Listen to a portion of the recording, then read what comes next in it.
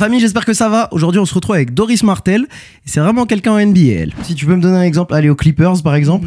Un gars que t'as convaincu et pu aider. JJ Redick. Je me rappelle nos premières interactions. C'est le head trainer qui lui a dit il faut que tu travailles avec Doris. Elle se présente pas comme une kiné ou une ostéo, vous verrez, c'est la première question que je lui pose, mais elle a des belles équipes NBA et l'équipe de France de basket qui lui font confiance. Tu vois, j'ai commencé avec l'équipe de France en 2018. C'est Joël qui m'introduit à l'équipe de France. Du coup, lui qui n'a pas fini ce processus, c'est Joël qui mène le truc. C'est Joël qui mène le truc. Et son parcours est particulièrement intéressant, c'est vraiment le rêve américain. T'as fait Google, ouais, voilà. What Sports Team are in LA. Ouais, exactement. C'était plus facile avant quand même, tu vois, il y avait que Facebook, je regarde un peu qui sont les gens qui travaillent dans les... Je le trouve sur Facebook. C'est quoi, c'est un gars du staff? C'est un gars du staff et il me répond genre dans l'heure. Mettez 5 étoiles sur Spotify, abonnez-vous, continuez à donner de la force parce que c'est grâce à ça que je peux rencontrer des gens cool comme Doris. Et puis voilà, bonne écoute. Doris, bienvenue chez moi. Bienvenue sur Podium. Merci Samy, merci de m'inviter. Bah ouais, ça fait plaisir de t'avoir chez moi. Ouais. T'es mon deuxième épisode de quelqu'un que j'ai pas rencontré en vrai. D'accord. Avant. Okay. L'autre c'était Ryan Rupert. Bah vous êtes aux États-Unis, hein, vous êtes occupé, c'est plus dur de vous avoir à Paris, donc je te rencontre chez moi dans l'appart. Tu peux voir le studio. J'apparais quand sur ton radar, toi, pour la première fois, comme ça je sais.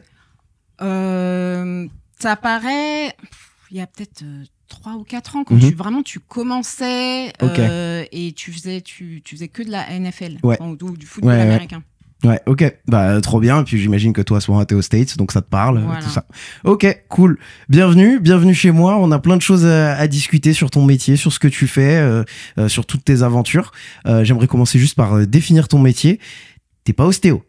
Non. T'es pas kiné. Non. T'es quoi? Qu'est-ce que tu fais? Qui es-tu? Alors c'est marrant parce que c'est vrai que donc je travaille aux États-Unis pour des équipes de NBA. Et elles-mêmes, elles ont du mal à définir en fait ce que je fais parce que je suis un peu une licorne. Ils appellent ça unicorn. Parce que je touche à beaucoup de pratiques de thérapie manuelle. Donc, elles ont toujours eu du mal à me donner un titre parce que si tu dis à un joueur, ben, on a embauché Doris, c'est une masseuse, ils vont se dire relaxation. Et après, ils viennent me voir. Et ils comprennent pas. Ils disent, mais fais-moi du bien au dos. Going on? Ouais. Donc ils me définissent comme une thérapeute neuromusculaire. Donc dans neuromusculaire, t'as neuro et musculaire. Donc neuro qui a à voir avec le système nerveux, avec le cerveau, et donc ça peut englober toutes les techniques que j'utilise en termes de fascia. Fasciathérapie et en termes aussi de thérapie somatique, donc toutes les douleurs psychologiques en fait qui restent dans ton corps et en fait tu te demandes pourquoi j'ai mal au genou et on trouve rien à la radio, on trouve rien en fait. Il y a des techniques qui s'appellent somatiques qui permettent de travailler sur ton cerveau et sur ton psyché. En fait. Et puis à la partie musculaire, donc il y a la partie plus biomécanique, donc j'emprunte aux ostéos, aux masseurs, aux kinés, et pour travailler donc sur ce qu'on appelle le muscle mou, pour faire très simple, travailler sur les muscles, les tendons, les ligaments, etc. Et donc ça, voilà, avec des techniques plus de manuel, de massage de kiné, d'ostéo, pour en fait transformer soit la posture de la personne ou améliorer ses performances ou lui permettre de récupérer plus rapidement. Donc neuromusculaire, c'était ce qui convenait le mieux à toutes les techniques que j'utilisais. Qui englobe tout ça, d'accord. Quand tu dis muscle mou, c'est soft tissues, c'est ça, voilà, c'est ce que les Américains appellent soft tissues. Ok. Pour les gens qui sont dans le chat, déjà on dit bonjour à Andrew Albici, le premier qui vient et qui nous dit bonjour, trop sympa. Du coup, pour juste donner un listing aux gens, t'as bossé avec quelle équipe NBA? Allez, on balance le listing. Alors, à plein temps, c'est-à-dire toute la saison, les Clippers et les 76ers à Philadelphie. Et puis après, avant de commencer avec les Clippers, je me suis fait la main sur des joueurs de d'autres équipes. Donc, soit c'est les joueurs qui m'emmenaient vers leurs équipes, soit c'était l'équipe qui m'embauchait pour une petite partie. Donc, j'ai travaillé avec Memphis, la Nouvelle-Orléans, avec les Spurs, Toronto. Donc ils m'appelaient quand ils avaient besoin de moi ponctuellement, et puis après à plein temps à LA avec les Clippers, et ensuite j'ai été démarchée par les 76ers. Ok. À plein temps avec les Clippers, t'as commencé quand? Si je ne m'abuse, 2013. Ok, d'accord. C'est 5 T'as saisons. fait Lob City à fond, toi, c'était... Ben moi je suis voilà, je suis arrivée à l'époque de Chris Paul, Paul, tout ça. Blake Griffin. Voilà, Et DeAndre Jordan. quand t'arrives à long terme du coup dans une équipe, donc tu signes pour la saison, est-ce que t'as un petit peu d'évangélisation à faire avec les joueurs du coup? Genre C'est-à-dire ce que je veux dire, le joueur il arrive, ok, t'es qui? Mhm. T'es kiné, t'es masseuse, t'es ceci, t'es cela, la même question que je t'ai posée tout à l'heure, et tu dois un peu leur expliquer, leur faire comprendre. Et j'aimerais bien, je sais pas, un exemple chez les Clippers d'un gars qui, ok, il s'y sait pas et vous avez bossé ensemble et du coup il a, waouh, ok, c'est vraiment cool. Si t'as un exemple. Donc en général, ils ont déjà entendu parler de moi. Ok. Donc c'est-à-dire qu'avant d'arriver, ils ont des rendez-vous avec quand ils signent. Avec le médecin de l'équipe ou alors avec le head trainer. Et donc le head trainer, en général, c'est lui qui met les bases et qui dit voilà, donc nous dans notre équipe, on a un kiné, on a Doris qui fait de la thérapie neuromusculaire, on a un tel qui fait on a un chiro. Et donc le joueur il sait déjà un petit peu.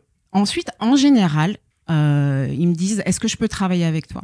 Ok. S'ils me connaissent pas du tout, est-ce que je peux travailler avec toi? J'ai entendu dire, et souvent, ce qu'ils entendent dire, c'est c'est soit, qui se passent le mot entre eux. voilà, donc c'est soit, va pas voir Doris, ça fait archi mal. Ah, t'as cette réputation. D'accord. Ou alors, va voir Doris si c'est un pet de travers, ça va pas, t'as une douleur, va voir Doris, mais par contre, sache qu'elle fait archi mal. Ah oui. Donc ça, en général, ça vient des joueurs. Et après, si ça vient des head trainers, ils vont dire voilà Doris, ils veulent que le joueur aille me voir. Donc en général, ils disent oui, elle va voir Doris, elle fait soft tissue thérapie, elle est thérapeute neuromusculaire, tu verras avec elle. Donc une fois que le joueur il vient me dire on m'a dit de venir travailler avec toi ou j'ai entendu parler de toi, voilà, moi je leur explique pas en fait ce que je fais. C'est trop compliqué, ça vient petit à petit en fait. D'accord. Moi je leur dis en général ma première question, comment tu te sens? How do you feel in your body? Est-ce qu'il y a quelque chose qui te dérange, qui te fait mal? Est-ce qu'il y a un mouvement que tu peux pas faire? Pourquoi toi tu viens me voir? À quelle expérience est-ce que tu t'attends? Donc en général, et surtout si c'est la première fois, comme je veux pas trop les faire fuir, ils me disent. C'est gentil la première fois. Ben ouais, sinon ils reviennent pas, ou des fois ils reviennent, mais ça prend un petit peu de temps. Donc ils m'expliquent ce qui se passe, et moi en fonction de ça, je fais ma petite analyse. Des fois ça va très vite, tu vois. Dans ma tête, j'ai déjà regardé le joueur, je vois qu'il est un petit peu comme ça, je sais que c'est un shooter. J'ai déjà moi fait, tu vois, mes recherches ton sur les joueurs diagnostic juste à l'œil. Voilà. Donc toi, quand tu bossais chez les Clippers, à l'entraînement, les gars ils sont à l'entraînement, tu peux juste regarder comment un gars bouge. Voilà. Tu dis lui il a sûrement ça. Voilà. D'accord, ok. Et donc il vient, je commence toujours un petit peu doux, un petit réchauffement, tac, il fait ok, c'est pas mal, nanana. Et après tu lui casses la figure. Voilà, après j'explique alors, voilà ce que moi je pense. Et on va travailler, et je leur dis toujours, c'est de la première fois, donc on va faire doucement et tout ça, on va travailler juste sur ce point-là, cette connexion-là, nanana. Et ça va et ça va avoir cet effet-là. Et donc je leur dis, ça peut faire mal. Si ça fait mal, tu me dis. Bon, quand même, en général, les gars, ils sont I'm good, I'm fine. Bah oui, bien sûr, c'est des mecs en plus, ils me voient, testostérone au maximum. Voilà, donc je suis petite, machin, et ils se disent ok, la réputation, elle fait mal, tu vois. Mais s'ils ont rien entendu, ils se disent ok. Donc je commence doucement, et après, on commence vraiment dans le vif du sujet. Et donc, pourquoi ça fait mal? Alors, parce que tu vas parce que d'accord, elle m'a mis son coude dans la chambre. Franchement, c'est pour ça qu'il faut regarder les épisodes en visio. À tout moment, elle m'allonge sur la table, elle me défonce. Ouais, parce qu'en fait, je travaille pas énormément avec mes mains. D'accord. Quand je travaille avec mes mains, c'est plutôt du travail de récupération, du drainage lymphatique. C'est de la récupération en général, ou vraiment quelque chose de très très précis qu'il faut que je fasse, et donc j'utilise mes doigts. Mais sinon, j'utilise les autres outils de mon corps, tu vois, mes poings, mes avant-bras, mes coudes. Ça m'est déjà arrivé de travailler sur des joueurs avec mes genoux, avec mes... Ouais, allez voir son Instagram, je crois, elle a une photo sur le dos de Joel Embiid, je crois que t'as tes poings dedans et genoux en même temps. Ouais, non, les genoux, en fait, comme il était grand et que j'étais sur la table, en fait, j'enroule mes genoux sur ses hanches. Donc, du coup, moi, je suis stable et ça me permet de glisser. Ouais. Voilà. Ok, d'accord. Ok, donc tu les récupères, tu discutes avec eux, tu analyses, toi t'as déjà un peu ton analyse, mais tu discutes avec eux, tu fais une première séance où tu leur fais pas trop mal, pour un petit peu les éduquer. Voilà, ils se font, ça fait un peu mal, ok, bon, ok, I can do this, I'm fine. Et donc là, c'est là où on rentre dans le vif du sujet, où la deuxième séance, je leur explique, je leur explique mieux, tu vois, voilà ce que j'ai trouvé, voilà ce que ça veut dire, et voilà mon plan, voilà le programme. Et donc là, si besoin, des fois ça fait pas forcément mal, et des fois c'est une question de la douleur, c'est aussi une question de perception.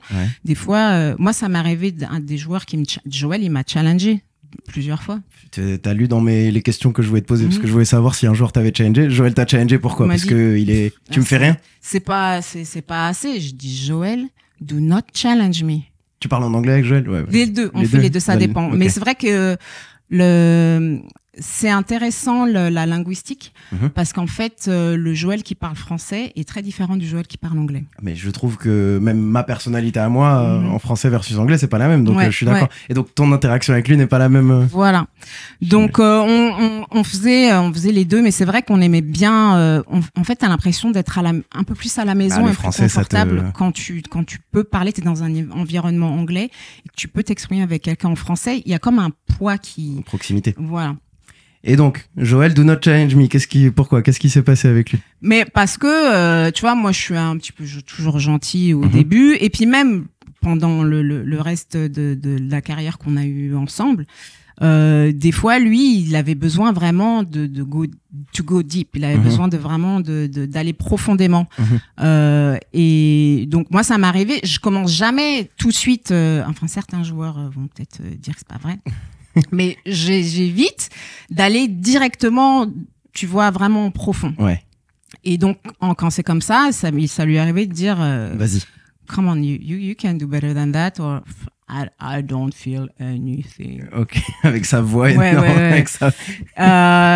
Et donc, j'ai dit, Joël, do not challenge me. Et donc là, t'as la Doris qui rentre, et là, ça lui est déjà arrivé de faire. C'est marrant de faire ça à Joel Embiid quand même. Ouais, j'ai eu des joueurs qui m'ont pas forcément challengé, mais qui m'ont dit I'll be fine, I'm good.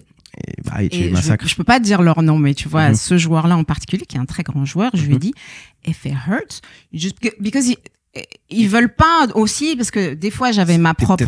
T'es peut-être autour d'autres personnes. Autour de d'autres personnes, donc ils veulent pas aussi montrer ça. Donc je dis si jamais ça fait mal, tu claques, et donc je le vois un jour. Il arrive pas à claquer des doigts. Il veut, mais il sait pas si, tu vois, s'il assume, machin, ça là, non, je peux tenir encore, ou machin, tu vois. Ok, d'accord. Bon, pour ceux qui ont l'habitude d'écouter ces podcasts, ils sont pas du tout, il y a pas d'ordre, il y a rien.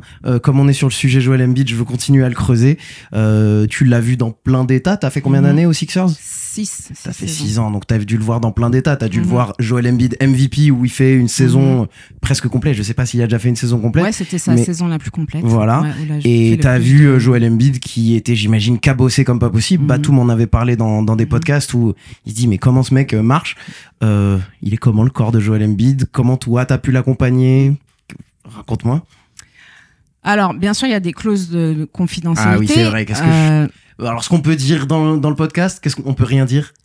Non, juste. Ta relation avec lui, sinon? Ouais, non, c'est juste. Enfin, Joël, c'est quelqu'un qui prend soin de lui. Okay. Donc, il a. Tu vois, c'est peut-être pas l'image qu'il a aux yeux de tout le monde. Non, il a une équipe qui s'occupe de lui. Tu vois, il y avait moi qui faisais partie de l'équipe. Il avait une kiné ou un kiné qui le suivait. Donc, non, Joël, il prend soin de lui.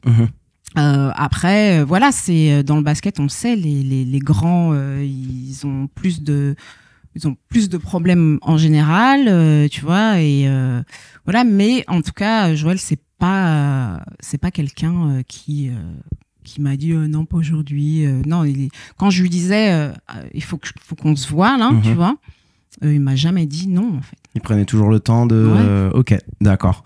Ok, donc si on peut pas aller dans le précis sur lui, je suis chaud de revenir sur un exemple de... Alors, est-ce que tu as un exemple de joueur où tu as dû le convaincre et ensuite vous avez vraiment créé une bonne relation de je l'ai vraiment aidé, il est venu comme ça, j'ai réussi à l'aider à ça. Ouais, alors j'en ai plein en fait, parce que c'est plein. vrai que on est aux États-Unis, c'est quand même d'élite faciès, comme ici. C'est-à-dire que non seulement je suis noire, je suis une femme, je suis étrangère, je suis pas très grande, je suis pas très grosse, donc il y a toujours le... Elle va me faire quoi? Forget it. Oui. Tu vois. Donc moi, ça m'est arrivé mais plein de fois, tout le temps, ou même des... parce que mon nom c'est Doris, mais donc en France c'est un joli prénom, mais aux États-Unis c'est c'est un vieux prénom, c'est comme genre tu t'appelles Georgette ou ah ouais, je savais pas du tout. Ouais. Okay. En plus j'ai un accent, donc ça m'est arrivé, tu vois, un joueur avec qui on parle au téléphone et donc il me voit arriver.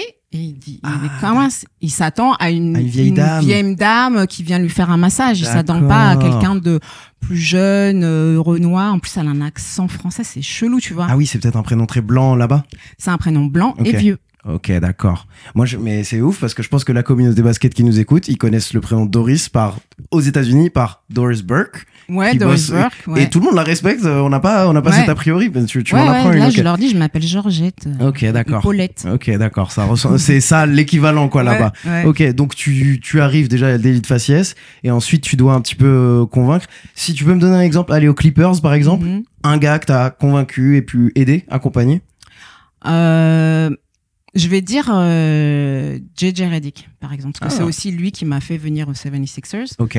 Je me rappelle nos premières interactions, c'est le head trainer qui lui a dit « Il faut que tu travailles avec Doris, parce que t'as ça et ça, elle va pouvoir vraiment t'aider, en fait. » Et qui était un petit peu... je sais pas...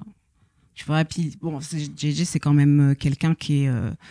un peu, il le sait, tu vois, il est très intelligent, il est très, donc, il a travaillé déjà quand il arrive aux Clippers, il a travaillé déjà avec beaucoup de gens, tout ça, donc ok.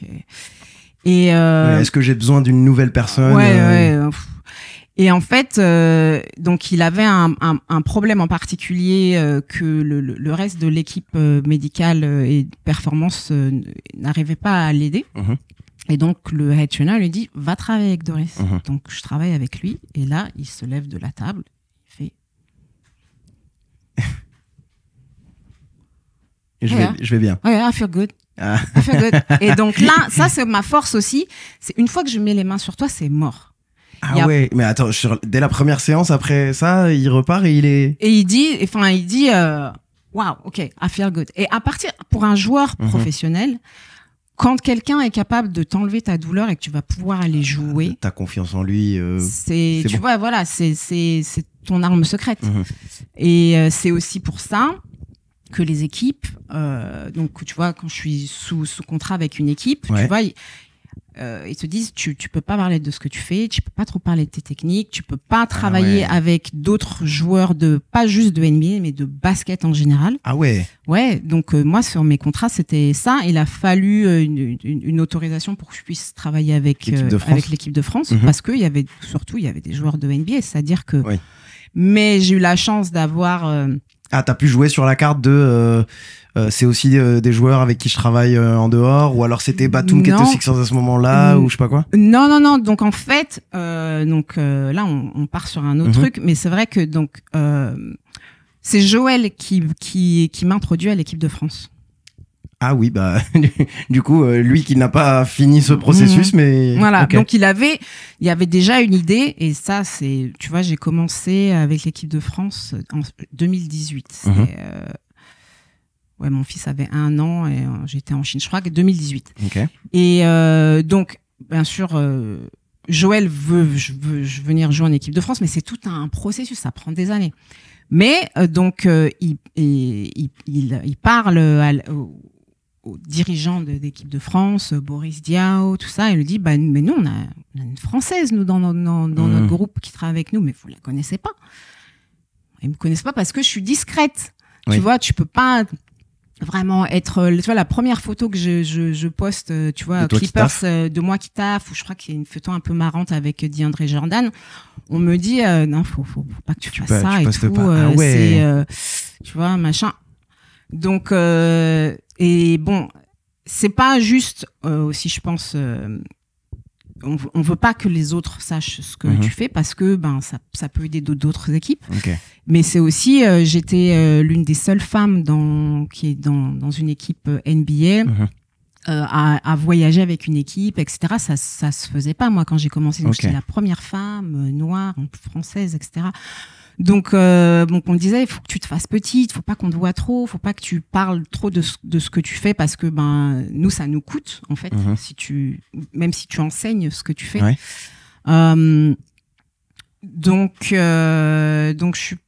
voilà. Donc, c'est Joël qui me présente et donc l'équipe de France me connaît pas parce que je suis assez discrète. Et là, à ce moment-là, quand il te présente aux joueurs ou au staff, hein, tu parles avec tout le monde? Alors, la façon dont ça s'est passé, c'était marrant. On est à Orlando. Donc on joue Orlando. Je sais pas si c'était ce jour-là. Je pense le jour d'après. Donc c'était le jour d'après. Donc on était déjà à Orlando et c'est un super hôtel avec piscine, machin. Enfin vachement bien, un peu resort.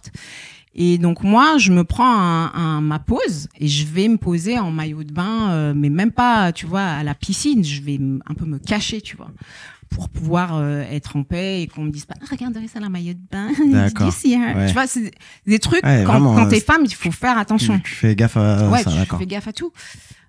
Et donc moi j'ai fini, j'ai ma serviette et je vais rentrer dans ma chambre. Je rentre même pas par la porte normale, j'essaie de contourner un peu. Et je vois Joël qui ouvre une porte quelque part et il est là. Tu fais coucou, ouais. Ouais, toi tu fais coucou, ok. Il dit viens voir. Et là tu dis non, qu'est-ce qu'il veut. Je peux pas là, je peux revenir si tu veux. Et tout ça, il dit non viens voir tout de suite. Non, je suis là. Ouais, t'es Et il ouvre la porte. Dans quelle histoire il m'amène, quoi. Voilà. Et je vois assis le président de l'équipe de France, le vice-président, le trésorier, Boris Diaw. Ils sont tous assis, genre, ils sont en train de se prendre. Et moi, je suis oh là là, gênant. Gênant. Bonjour. Donc, il dit, oui, voilà, c'est Doré, je vous ai parlé d'elle et tout, machin. C'est Joël qui mène le truc. C'est Joël qui mène le truc. Donc, Boris, il me dit, bon, avec Boris, on se connaissait de loin, tu vois, parce que je l'avais vu au Spurs si il était encore joueur. Donc, on s'était vite fait présenter, serrer la main, mais c'est tout, tu vois. Et donc, il me dit, ah, Doris, ok, bah, assieds-toi. Je suis là, ouais, ok, bon, bah, je m'assois. Mais toujours, je sais pas ce qu'ils me veulent. Je pense juste que Joël veut me présenter, parce qu'il y a une Française qui bosse en NBA. Et tu dis, voilà, dans 2 minutes, je suis dehors, voilà, je me taille. Et ils me disent, me prends quelque chose à manger, là. Je dis, non, ça va. Et donc là, ils commencent à me dire, alors voilà, bon, c'est un secret, mais donc, on aimerait bien que Joël, un jour, vienne jouer en équipe de France. Mais par contre, nous, on est, pendant que ce processus se passe, on est très intéressés. Joël nous a parlé de nous, de ce que tu peux faire et tout ça. Nous, on est très intéressés à t'avoir avec nous en équipe de France. Et j'étais là, ouais, c'est quand? Ouais, c'est l'été, machin. Ouais. Moi, j'ai un petit qui a 1 an. Oui, voilà, à ce moment-là, t'es pas... Je leur dis... le calendrier NBA, déjà, il t'éloigne de ton gamin. Voilà, donc moi, je dis... ouais, bah, on y réfléchit, mais en vrai, je me dis aussi... oh putain, les Français, tout ça, on est chiant. Je vais arriver en équipe de France, ils vont me dire... Ah, c'est qui elle? Mais qu'est-ce qu'elle fait? Mais on connaît pas ce qu'elle fait, là. Et puis, elle a pas les diplômes. Exactement. Donc je me dis déjà, vas-y, j'ai même pas envie de me prendre la tête. C'est relou, tu vois. Tu te dis, c'est peut-être Bourbier. Ouais. Et vraiment, je les ai jugés. Tu vois, j'étais très bien accueillie et tout ça, mais première pensée, c'est on est chiants, nous les Français, vas-y, ça va pas bien se passer. Déjà, c'est difficile en NBA, mais alors je connais ma culture où, tu vois, on critique beaucoup, on n'est jamais content. Je me suis dit, ça va être compliqué. Et en fait, mon boss, donc t'as le head trainer, mais t'as le boss, je crois que c'était le VP of Health and Performance. Le boss à ce moment-là. À ce moment-là, voilà, qui me dit, donc lui, c'était l'ancien docteur du Barça. Et il me dit, et donc il est espagnol, Ouais. et il me dit, écoute, franchement, c'est bien que t'ailles travailler pour ton pays. Nous, on te laisse y aller, tout ça. Donc lui, il m'encourage. T'as un feu vert déjà. Et je lui dis, ouais, mais c'est l'été, j'ai mon fils, machin. Et je lui dis, tu vois, la culture, elle est pas forcément... je pense pas qu'elle va être ouverte à ce que je fais parce que c'est trop différent. Et il me dit, they want you, ils te veulent, vas-y, tu verras bien, fais une saison, tu verras bien. Donc vraiment, il me pousse. Moi, j'y vais vraiment à reculons. Quoi. À reculons, ouais. Et je dis, bon, bah vas-y. Par contre, voilà, après, toute l'équipe, tu vois... accueille bien. Ils m'ont de tout le temps, tu vois, ils m'ont super bien accueilli, ils parlaient bien au téléphone, donc j'arrive en équipe de France. En plus, j'arrive pas, donc ils me permettent aussi, comme là, je vais rejoindre l'équipe de France dans quelques jours. Bah écoutez, dans 2 heures à Bercy, parce que le match. Ils ont un match. Le match est tout à l'heure. C'était ma gars. question. Je me demandais pourquoi t'es pas au match. Non, parce que tu les rejoins dans quelques jours. Voilà, je les rejoins dans quelques jours. Donc ils me laissent ne pas faire vraiment tout, parce que aussi, voilà, pour garder rester avec mon fils, vie, machin. Quoi. Voilà, c'est ça. Une vie. Et ils me disent, voilà, bah viens avec nous 3 semaines. Tu vois, c'est les championnats du monde, c'est en Chine, voilà, non. Donc j'y vais et là vraiment tout le monde est archi gentil, super respectueux, hyper curieux. Donc l'équipe qui était là, qui sont encore là, les kinés, il y avait un ostéopathe, donc ils viennent, tu vois, ils m'installent, ils me préparent. J'ai ma propre tu bosses chambre, dans de bonnes conditions, voilà, dans de bonnes conditions et tout. Et ils viennent, et ça te dérange qu'on vienne regarder ce que tu fais? Bon, non, venez. Donc ils viennent regarder. Toi, t'es OK avec moi, ça? je suis OK, tu vois, parce que je me dis à un moment donné, déjà, je suis bien accueillie, donc. Tu peux pas non plus leur fermer la porte. Non, je peux pas, tu vois.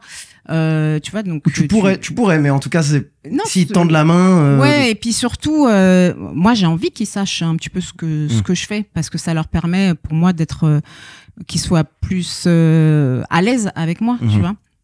Donc ils viennent, ils me regardent travailler, mais genre 15 minutes. Et après ils partent.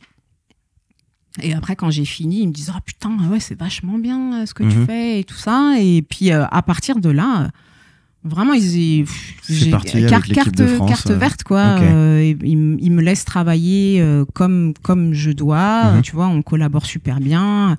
C'est vraiment une équipe en or, quoi. Donc, j'y suis allée en reculant avec des a priori et en fait, c'était vraiment tout le contraire. C'est bien passé? Ouais, super bien passé. Et donc, depuis, j'y serais pas retournée. Ouais. Tu vois, et donc, depuis, je me dis, en fait, c'est pas seulement venir... d'aller en équipe de France, pour moi, c'est devenu, comme j'étais super bien accueillie et qu'on me laisse travailler, c'est une façon de give back. De rendre. Tu vois, à mon pays, ils ont pas ce que je fais, donc ils ont envie de gagner, ils ont envie d'être l'une des meilleures nations en basket. La moindre chose que je puisse faire, c'est de venir et de les aider. Et puis aussi voilà, montrer que ma génération, c'est moi je suis la génération des années 80. J'avais pas de représentation de moi à la télé. Il n'y avait pas de Renoir, il n'y avait pas de femmes qui travaillaient comme ça, tu vois. Dans le monde du sport. Dans une équipe. Voilà.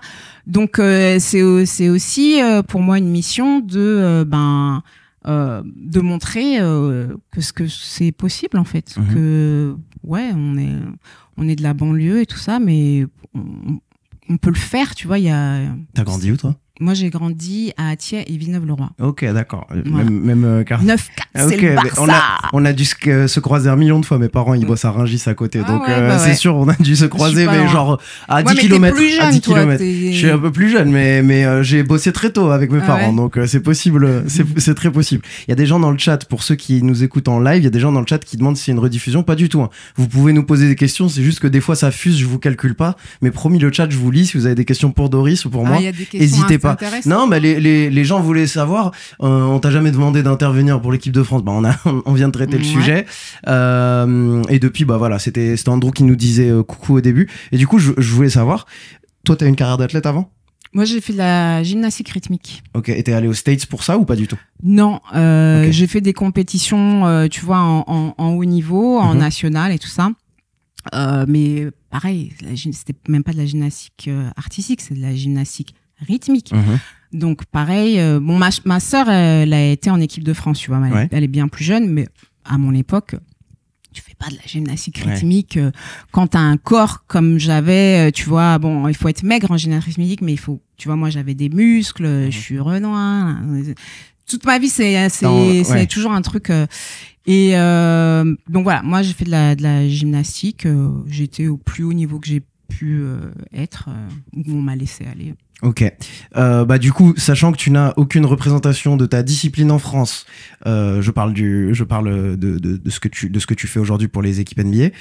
Comment tu tombes dans ce monde? Tu voulais être ostéo de base, tu voulais être kiné de base, ou tu es vraiment tombé dans cette discipline en particulier? Non.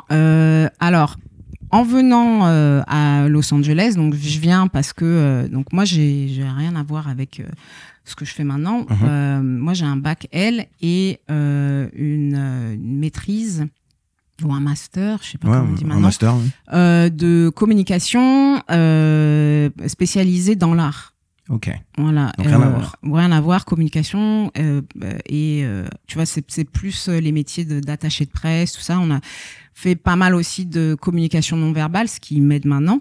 Mais voilà, j'ai rien à voir avec ça. Donc moi, quand je viens aux États-Unis, ma première année, c'est un peu, tu vois, je touche à tout. Je fais du babysitting, j'enseigne aux enfants, les enfants qui vont au lycée français. Je fais des petits boulots.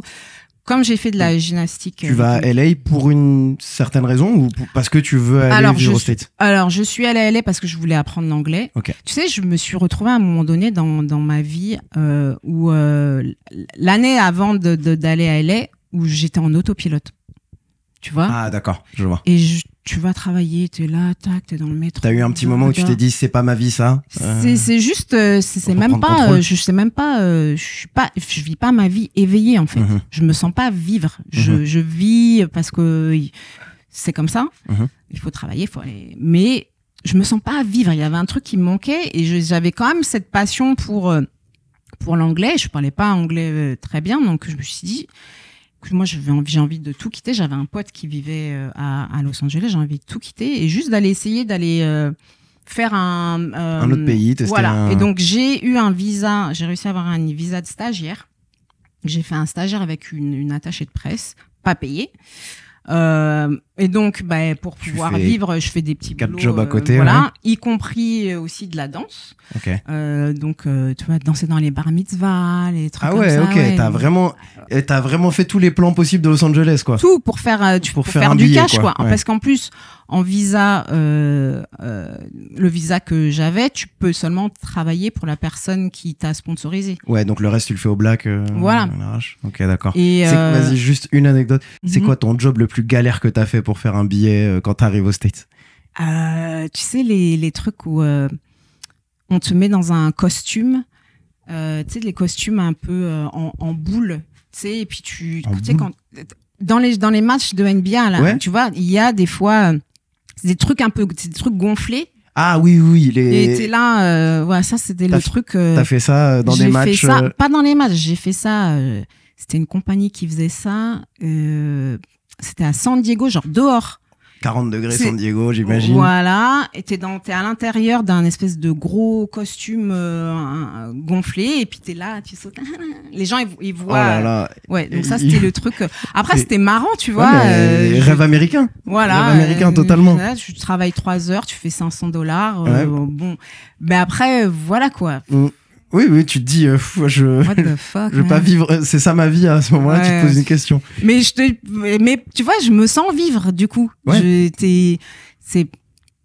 C'est des trucs, je fais ça une fois, tu vois, j'ai fait ça, c'était drôle, je me suis fait un peu de thune, voilà. Mais, et puis, tu vois, les États-Unis, ils ont cette mentalité hustle. Oui. Everything is hustle. Lève-toi et... Ouais, personne ne t'apprend ça, mais quand t'arrives moi j'étais en Californie, quand t'arrives là, tous les gens qui sont autour de toi que tu rencontres, c'est des hustlers. Ouais. Tu parles à n'importe qui, t'as l'impression qu'il fait des trucs de ouf. Il fait pas forcément des trucs de ouf, l'américain moyen, mais il est très fort à te... L'un des meilleurs conseils qu'on m'a donné, Et je me rappelle, j'étais donc je dansais la salsa, j'allais dans les bars et tout ça, for fun. Et un gars, il me dit, ouais, il y a quelqu'un qui recherche une prof de danse africaine. Il me dit, j'ai donné ton numéro. J'ai dit quoi? Parce que il a juste vu une Renoir qui s'est dansé. Il s'est dansé la salsa, ouais. Il s'est dit danse africaine, tu sais faire. Good, voilà. J'ai dit quoi? Mais pourquoi tu lui as donné mon numéro? Je fais pas de danse africaine, j'ai jamais fait de danse africaine. Je vais faire du zouk, quoi. Ouais, mais il me dit, listen to me. This is a country where you have to say yes before you can know how to do it. If you say no, you're gonna miss out on a lot of things. Donc, en français, il me dit, en fait, c'est un pays où il faut dire oui avant de savoir faire la chose. Et donc, lui, c'est un prof de piano et il me dit, moi, je suis prof de piano. Je savais pas jouer au piano. J'ai répondu oui à une annonce. Il a appris. Il m'a dit, j'ai appris en même temps que j'apprenais à l'enfant. Ils sont trop forts, les caries. Do, ré, mi. Ok, vas-y, fais le do, ré, mi, tu vois. Et donc, il apprend un truc, genre sur YouTube. Après, lui, il lui réapprend. Donc, il me dit, j'ai appris à jouer du piano en apprenant à un gamin ce que moi, j'apprenais sur YouTube et en étant payé. Ouais, ils sont forts, les caries. Donc, mon père, je pense qu'il est américain parce qu'il faisait ça à Dijon pendant la fac. Il donnait des cours de maths. Il connaissait rien en maths, mais il donnait des cours de maths. 2 plus 2, 4. Mon daron, c'était non, tu sais, des cours de lycée où tu dois quand même un peu donner, tu vois. Ah, il donnait des cours quand même. Ouais, c'est un hustler dans l'âme, tu vois. Et donc, t'es que entouré de gens comme ça qui te disent, non, mais fais-le, tu vois. Faut le faire. Donc, ta hustle culture, là, ton moment hustle, c'est quand t'arrives à Los Angeles. Et comment t'arrives dans cet univers de thérapie? De thérapie. Alors, donc, je te parle de la danse parce que je dansais et je me suis fait mal au genou. Et donc là, je me dis, merde, c'est quand même, je fais des thunes avec la danse. C'est mon fonds de commerce. Et par contre, c'est pas comme la France où tu vas, tu payes, tu vas chez le docteur, tu payes $2, 2 euros, machin. Non, là, si tu t'es fait mal au genou, c'est 2, 3, 4, 5 000 $, tu vois. Pour une opération Pas pour une opération, pour aller voir le docteur, pour qu'il te donne un médicament, pour si t'as pas d'assurance. Ah ouais. Tu te fais niquer, quoi. Ah waouh. Donc en tant qu'étranger, tu le sais, donc tu sais, il faut que tu fasses attention, faut pas tomber. Si tu tombes malade, bah tu prends du Doliprane ou tu trouves, comme beaucoup d'Américains qui n'ont des médecines alternatives, des médecines alternatives. Et donc un fellow, tu vois, un pote danseur me dit, écoute, va voir ce gars-là à Downey, donc c'est genre presque à 45 minutes de là où j'arrive, où j'habite.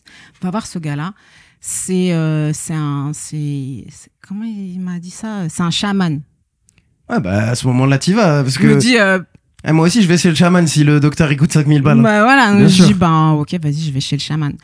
Le gars, il me prend, il fait du massage, il me fait un petit peu d'acupuncture, il me fait un truc avec du bois. Alors maintenant, je sais ce que c'est ce bois, c'est du bois de Palo Alto.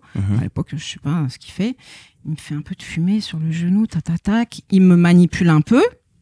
Et il me dit, j'ai pas de diplôme et tout ça, mais moi, j'ai appris au Mexique. Ma grand-mère était une guérisseuse, un healer. Ma mère est un healer. I'm a healer. J'ai appris de famille, de famille, quoi. Donc, je lui dis, de toute façon, ok. Vas-y. Donc, il me fait son truc et tout. Et là, en fait, j'ai plus mal. Sur le moment ou genre un jour après? Je me lève de la table comme ce que mes joueurs ils me font. Ils me font, ah, putain, j'ai mal et tout ça, nanana. Et puis je travaille sur eux et puis après ils se lèvent, ils disent, ah ouais, ça va mieux. Et pareil, j'ai fait, ah ouais, ça va mieux en fait. Et donc là, je me suis dit, putain, mais qu'est-ce qu'il a fait? Et donc là, je me documente. J'apprends, donc je l'ai vu, tu vois, donc ça allait déjà 80% mieux. Je l'ai vu 2 autres fois. En plus, il m'a dit, non, je veux même pas te facturer et tout parce que normalement une fois suffirait ou je sais pas quoi. Non, juste parce qu'il m'a dit, moi je suis I'm a healer, donc c'est ma vocation. C'est ma vocation. Okay, I just want to help people. Et donc tu payes pas, ramène-moi. Tu vois, je lui ai fait les courses, tu vois. Ouais, par exemple. Ok. Et donc là, je me dis, putain, en fait, il y a quand même un truc à creuser. Et donc, j'apprends, je me documente. Et puis, je commence à me former. Ouais. Tu te formes comment? Je me forme. Alors, j'ai pris des cours Mhm. à l'université de kiné de Long Beach, Ok. donc en auditeur libre. Ok. Je vais, donc parce que c'est très très cher Ouais, aussi. j'imagine, ouais. Tu vois, quand on m'a dit oui, vous pouvez, il y a pas de problème, mais par contre, Ça coûte. c'est $100,000 par an. J'ai D'accord. dit, Va avoir beaucoup hustle. Hein. je peux avoir le schedule, je peux avoir l'emploi du temps, je vais juste regarder et tout ça. Et en fait, je me suis pointée à toutes les classes, tu vois, je prenais les cours. En auditeur libre, je me suis dit, je m'en fous, j'ai pas besoin du diplôme. Auditeur libre, pour les gens qui écoutent, c'est juste, tu ne signes pas pour avoir le diplôme. Voilà. Tu t'assois, tu prends les cours, tu participes, tu fais, Tu peux tu pas fais faire tout. l'examen. Tu peux pas. Moi, j'ai fait les examens parce que je voulais savoir si j'avais compris. C'est juste que ça compte pas. Le prof, il sait que t'es en auditeur libre. Ok. Il te corrige, il te rend. Et puis voilà, t'es pas dans les. Et disons que ça coûte 100K en normal, en auditeur libre, ça te coûte combien? Zéro. Ah, c'est vraiment zéro. Ah, ok, d'accord. Zéro. Ok, donc tu le prends en auditeur libre, tu fais ton Je sais truc. pas si ça se fait encore parce que ça fait longtemps quand même, tu vois. Bah, je crois que dans plein d'autres domaines, tu peux prendre des cours. Alors, c'est les MOOC en ligne. Il y a des MOOC de Harvard aujourd'hui que tu peux prendre totalement. Ouais, maintenant, T'es c'est juste vrai, pas c'est diplômé, mais tu peux totalement prendre des cours de plein d'universités, ça je sais. Ouais. Et donc ça, c'était cool. Donc j'ai temps, un ça savoir. Ça, c'est à peu près 2 ans. Ok. À peu près, tu vois. Et donc après, j'ai un certain savoir. Et je m'inscris quand même je voulais quand même avoir un diplôme. Donc je m'inscris dans une école de massage. Okay. Un peu moins cher que l'université, mais je me suis dit à un moment donné, c'est quand même bien si je suis legit, quoi. Ouais. Et donc ça, c'est une école de massage. T'avais fait un truc de kiné du coup au début, et c'est pas à ce moment-là où tu commences à goûter à différents trucs et tu fais ta propre sauce. Voilà, parce que la kiné, comme ici, t'es pas hyper manuel. Tu vois, tu sors, il y a plein de kinés qui prennent mes cours et qu'ils sortent de l'école et ils sont pas manuels. Moi, et aux États-Unis, c'est pareil. Moi, j'ai pris des cours de massage, mais aussi après de plein d'autres techniques. Avec un gars, j'ai pris par exemple un cours, c'était quoi? Dry needling. Donc, c'est des aiguilles d'acupuncture et le gars, il dit quoi? Il me dit, le prof, il dit, donc là, il y a tel nerf, et il dit, donc faut toucher pour pouvoir pour que vous puissiez savoir où le nerf est pour pas piquer le nerf. Et il dit, ah, mais je sais pas, je vais pas pouvoir trouver le nerf, je sais pas comment, il dit, I don't know how it feels, je sais pas, il a pas le feeling, au toucher, il a pas le feeling, okay. Alors que toi, tu sens que... parce que moi, parce que donc j'ai pris la kiné, ça t'apprenait pas suffisamment. Au niveau anatomie et tout ça, c'est super. Et les exercices, super. Mais par contre, manuellement, c'est basique, quoi. Ouais, okay. Mais du coup, avec l'école de massage, tu touches, tu malaxes, tu sais exactement sur quel muscle t'es, tu sais. Tu peux me dessiner musculairement assez facilement. Voilà, okay. Mais c'est surtout que quand tu prends des cours de massage, tu connais le tissu, tu connais la densité d'un fascia qui est différente d'un muscle, qui est différente d'un tendon, etc. Donc déjà là, tu vois, j'avais déjà commencé à avoir un niveau, et donc c'est là où je goûte à plein de techniques, en fait. C'est ça que je dis, des fois je reçois des emails, mais comment t'as fait pour rentrer dans la NBA ou pour faire ce que tu fais? En fait, aux États-Unis, en tout cas, ils s'en foutent un peu des diplômes. Des diplômes. Il faut que tu sois bon dans ce que tu fais. Et c'est là où, tu vois, c'était ma chance. C'est-à-dire que j'ai pu prendre tous ces cours-là. Et puis, de toute façon, toutes les années, moi, je continue, je m'intéresse vachement et tout. Donc, je suis toujours en train de prendre des cours, en train de lire, en train de machin. Et donc, voilà, en fait. Et donc, quand j'arrive en NBA, j'arrive avec... j'ai fait une école de massage, j'ai pris les cours de kiné, j'ai fait tel cours. T'as goûté des trucs à droite, à gauche. Okay. Donc, du coup, effectivement, quand je touche à un joueur, ça va au-delà d'un traitement normal qu'il aurait pu avoir, tu vois, qu'il aurait eu l'expérience d'avoir avant, quoi. Ok. Et du coup, après toutes ces années d'expérience, c'est quoi ta première expérience en NBA en tant que thérapeute? C'est quoi la première fois que tu touches de la NBA? La première fois que je touche la NBA, t'as peut-être touché du basket avant de un autre niveau ou t'es arrivé direct à NBA? Non, moi je connais même pas. C'est le basket qui m'a choisi. Moi, je connais même pas les règles et tout ça. Non, t'es nul. T'es génial. Faudrait qu'on fasse des shoots ensemble. Je suis nul aussi. Je te jure, je suis naze. Moi, je croyais que le basket c'était t'as des joueurs, ils jouent, tu vois, et puis t'as un coach, c'est un peu le cheerleader. Il a vas-y, allez, il les encourage. Ah, tu pensais pas qu'il y avait de stratégie et tout? Mais pas du tout. Et c'est quand j'arrive aux Clippers et je vois, tu vois, ils font des dessins. Tu vois, le coach, il fait des dessins et tout ça. Donc Rivers à ce moment-là? Ouais. Donc je parle à l'assistant coach, je dis c'est quoi ça et tout ça. Il me dit bah c'est des. C'est des stratégies. Ouais, c'est des stratégies, tu vois. Et donc je les vois. Ils expliquent aux joueurs, alors, si le joueur adverse, il fait ça, toi, tu vas par là, toi, tu pars par là. Toi, à ce moment-là, je me gratte la tête. Et en fait, je me rends compte que c'est comme une chorégraphie. Ok. Et donc, je dis ça et au coach, il me dit, bah, c'est ça, en fait. Donc, on a plusieurs chorégraphies. Chaque chorégraphie a des noms et les joueurs, il faut qu'ils exécutent. Ouais. D'où le we need to execute better. Voilà. Ouais. Et tu vois, c'est comme les danseurs, il faut qu'ils apprennent. Ils ont des places, tu vois, où il faut qu'ils soient sur le terrain et tout ça, où il faut exécuter. Ok. Voilà. Donc je reviens du coup sur la première expérience parce que je vais partout. Ouais. Première expérience, comment t'atterris en NBA? Donc j'atterris en NBA, je me dis donc voilà, j'ai tous ce savoir. Comme j'ai fait du sport à haut niveau, j'aimerais bien travailler dans le sport, quel que soit le sport. On est à LA. Je regarde quels sont les sports pro à LA. Ah vraiment, t'as fait Google ouais, voilà. What sports team are in LA? Ouais, exactement. Mais exactement, je me rappelle, mais comme c'était hier, quelles sont les équipes professionnelles de sport à LA? Donc, tu vois, et donc basket, il y a Clippers et Lakers. Et donc là, je regarde... c'était plus facile avant quand même, tu vois, il y avait que Facebook, je regarde un peu qui sont les gens qui travaillent dans les... Et je vois un mec... Tu chopes le Facebook du mec. Voilà, je chope Facebook, je le trouve sur Facebook, je lui envoie un message. C'est un gars du staff? C'est un gars du staff, son nom c'est Marko Jurovic, c'est un Finlandais. Et donc qui était... il a un peu la même histoire que moi parce que lui il est formé en Finlande, donc il est venu aux États-Unis, du coup son diplôme ne vaut rien, c'est-à-dire que t'es docteur en France, tu viens aux États-Unis, ton diplôme ne vaut rien, non. Oh là là. Oui, c'est pour ça que t'es obligé, les docteurs ils sont obligés, même s'ils sont diplômés ici, ils vont là-bas faire une spécialité et comme ça valide. Il y a ça, et ouais voilà, tu dois passer des tests en plus, les kinés qui veulent venir là-bas. Il faut qu'ils refassent tout, tu vois. Ok, d'accord. Donc tu envoies ce message à cette Marco, personne. Et Marco, et en plus je parle avec mon mari, je lui dis, il va jamais me répondre. Il va jamais me calculer. Un message Facebook, quoi. Facebook, un gars qui qui travaille pour les Lakers, bon, vas-y, oublie, quoi. Et il me répond genre dans l'heure.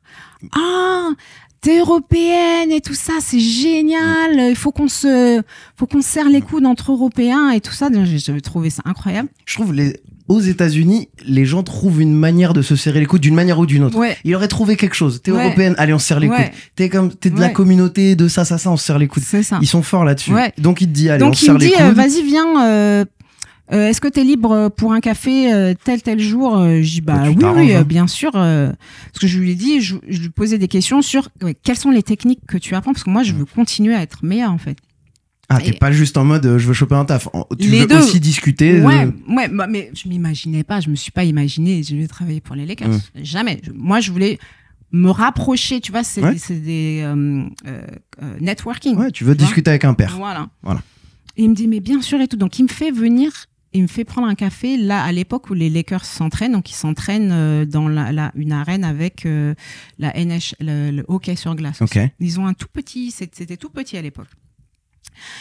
Il me fait visiter, on prend un café, on discute et tout. Et là, dans la discussion, on parle de nos familles et il entend d'une oreille, je suis mariée. Donc, je suis pas mariée, tu vois. Mais j'aimais bien dire ça parce que c'est une façon de se sentir en sécurité. Tu vois, je comprends. Et donc, il dit, ah, t'es mariée, ok. Écoute, j'ai un camp après la saison NBA l'été où il y a pas mal de joueurs qui viennent et des joueurs aussi de d'autres sports, tu vois, de hockey, de tous les sports qui sont en off saison off. est-ce que ça t'intéresse de venir pratiquer? Tu seras pas payé, mais par contre, tu vas voir du corps, vas rencontrer du monde, tu vas rencontrer des joueurs. Je suis grave. Ah oui, c'est le genre d'opportunité à prendre. Et voilà, donc c'est comme ça que je commence. Donc c'était lui et un entraîneur, Robbie Davis. Ils avaient leur petite, tu vois, leur camp d'été. Et donc, tu as des joueurs de toutes les équipes qui viennent, qui s'entraînent avec eux et donc qui font des traitements avec moi. Quand tu dis toutes les équipes NBA, enfin genre il y a... les équipes NBA. Alors, c'est pas tous les joueurs de l'équipe qui venaient. Non, mais tu as peut-être 2 gars de cette équipe-là. En général, c'est des joueurs qui avaient le même agent. Ok, le même d'accord. agent, tu vois. C'est des gars, ils bouclent tous les gens de l'agent, vas-y, va à ce camp, va à ce truc, ok. Donc toi, tu vois combien de joueurs NBA à cette occasion, à cette première occasion? Cette occasion-là, c'était l'époque de Sean Livingston et tout ça, tu vois. Donc, je sais pas combien, mais enfin, tu viens, j'y allais 3 ou 4 fois par semaine, tu vois, pendant 2 heures. Après qu'ils aient fini leur entraînement, t'es là pendant 2 heures et donc les corps, ils s'enchaînent en fait. Ah oui, donc t'étais bouchard à ce moment-là. Tu vois que de la chair humaine qui vient et tu bosses. Voilà, tu bosses, mais aussi, donc du coup, tu t'habitues avec. C'est pas le corps de monsieur et madame tout le monde, tu vois. C'est des corps de basketteurs et de basketteurs élites. Voilà. J'imagine, donc tu commences à voir les traits communs qu'ils ont. Exactement. Ok, question basique. C'est quoi les traits communs d'un basketteur élite sur un corps? Alors les traits communs, ça dépend du poste qu'ils ont. Poste, bien sûr. Donc les meneurs, ils vont avoir en général, parce qu'ils sont plus près du sol, ils sont beaucoup plus en squat, ils travaillent beaucoup en zigzag, tu vois, ils courent vraiment partout, donc ils ont en général plus de problèmes de hanches, genoux, pieds aussi un peu, mais c'est vraiment hanches, genoux, tu vois qu'il est. Après, tu vois les centres, ils sont plus au milieu du terrain, ils vont en ligne droite en fait. Ah, ils ont moins de changements de direction soudain par rapport aux meneurs, en effet. Donc, tu le vois sur leur corps. Tu le vois sur leur corps. Et donc, eux, ils vont en général se plaindre c'est le travail d'accélération, décélération. Donc, quadriceps, donc genoux, un hamstring, je sais pas comment on dit en français. Je l'ai pas, je te jure, je l'ai pas non plus. Les ischios jambiers. Ouais, ischios, ouais. Voilà, les ischios. Tu vois, donc eux, c'est plutôt ça, tu vois, ça va être plutôt musculaire plutôt que articulation. Ok.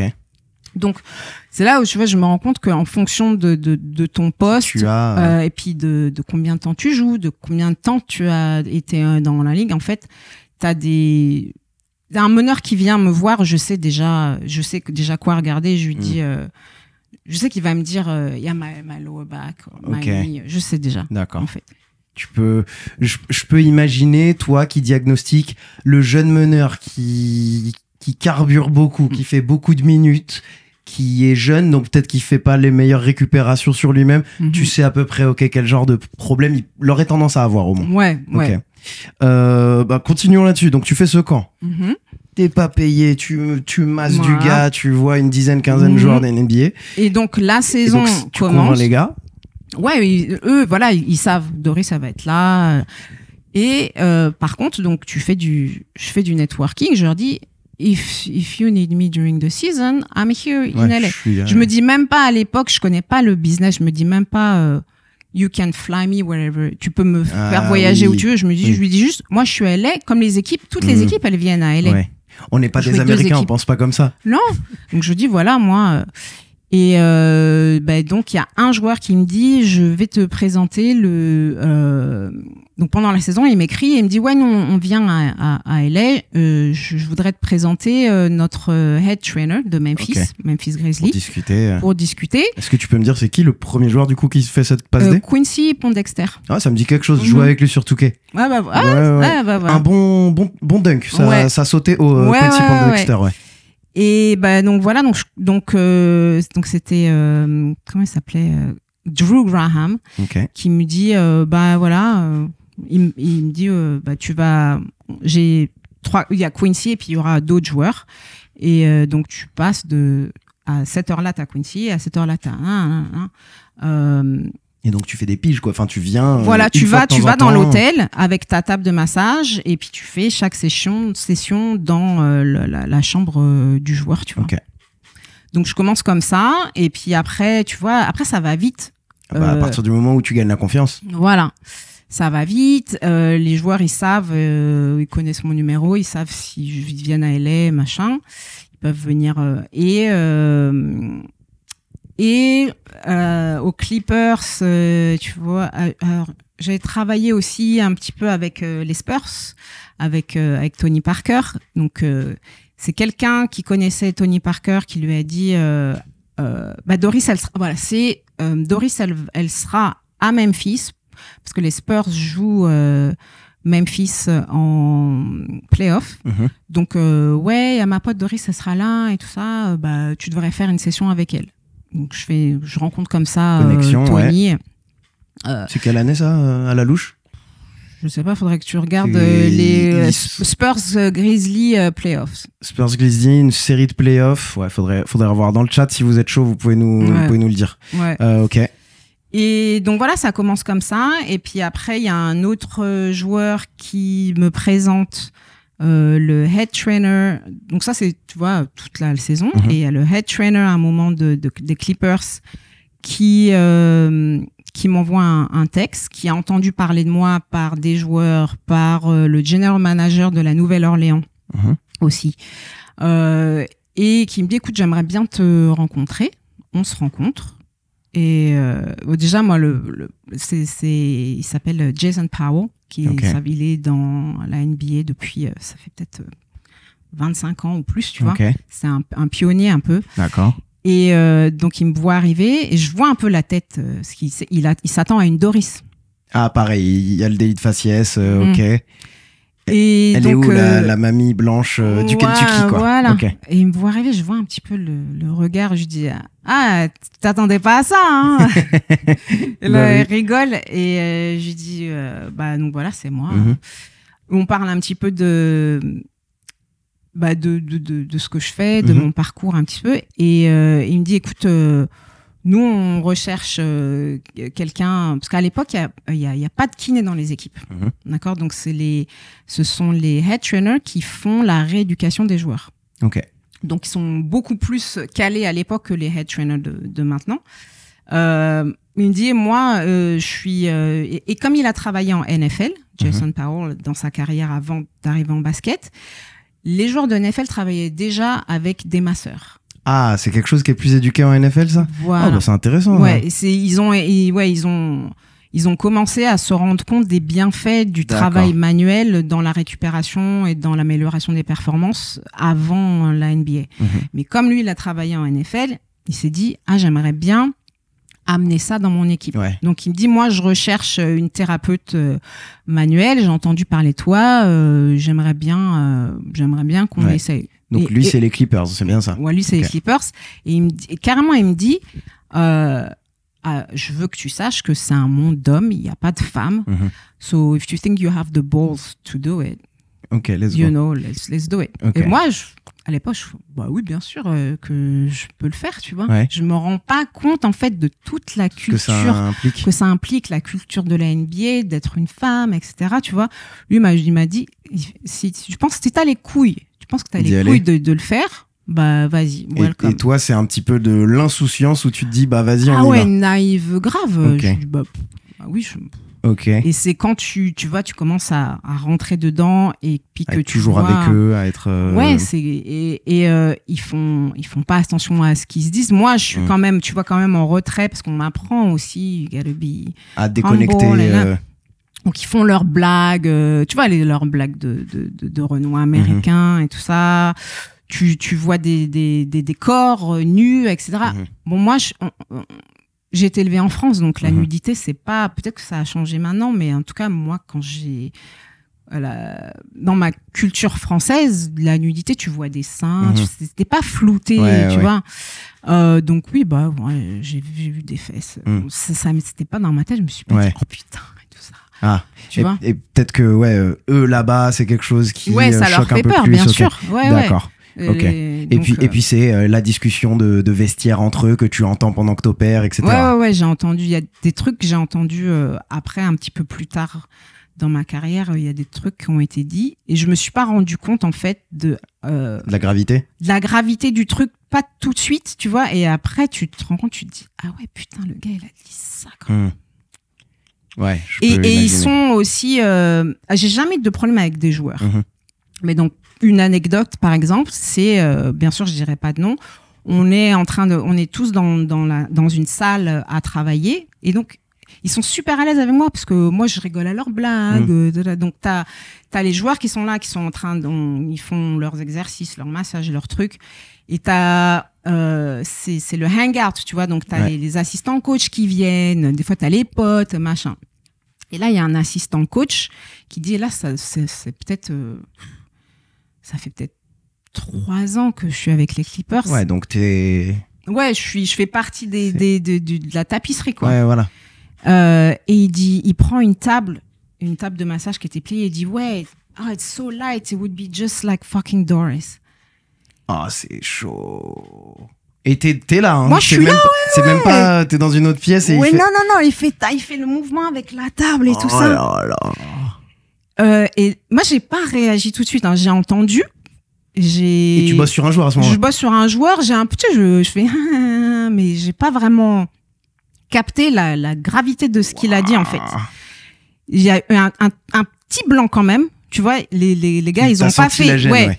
T'as senti les gens, ils ont fait, et après, tu vois, ils ont changé de sujet tout de suite.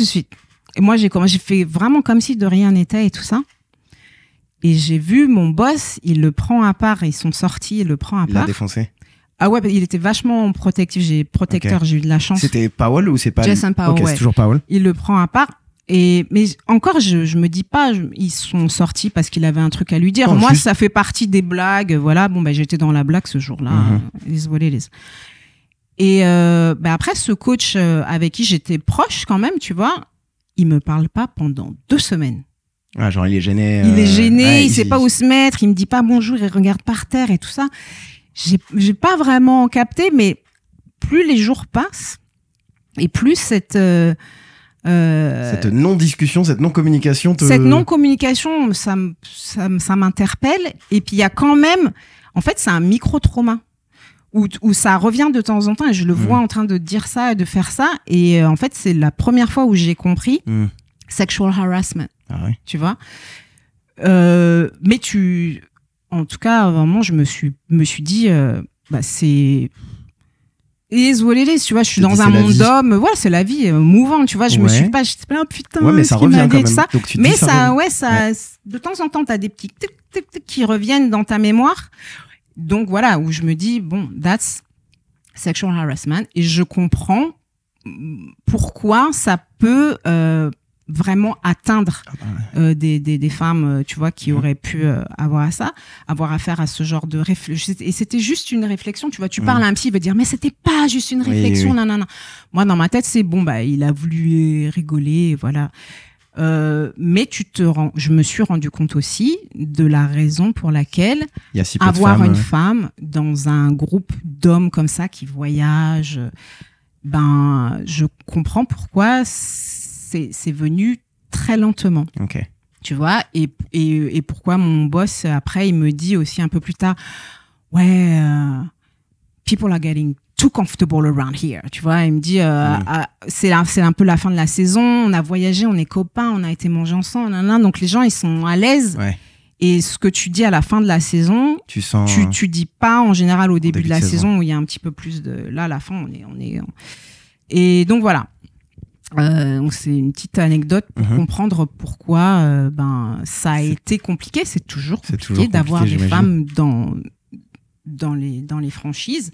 Et jusqu'à maintenant, tu vois, moi qui maintenant a pris la décision d'arrêter d'être dans une franchise, où maintenant quand j'arrive l'année dernière, tu vois, avec Cleveland, t'as pas maintenant avec les Knicks, voilà. Dès que t'es un prestataire externe, voilà, c'est différent. Totalement. Et donc tu sens la petite réticence de le copinage n'est pas la même chose aussi. Voilà. Ah oui. Ouais. Moi je t'avoue, avec mon job, mes prestations vidéo, j'adore cette casquette de personne externe. Tu viens pour régler un problème, donc il te valorise plus, je trouve à long terme. Donc je comprends totalement. Ouais.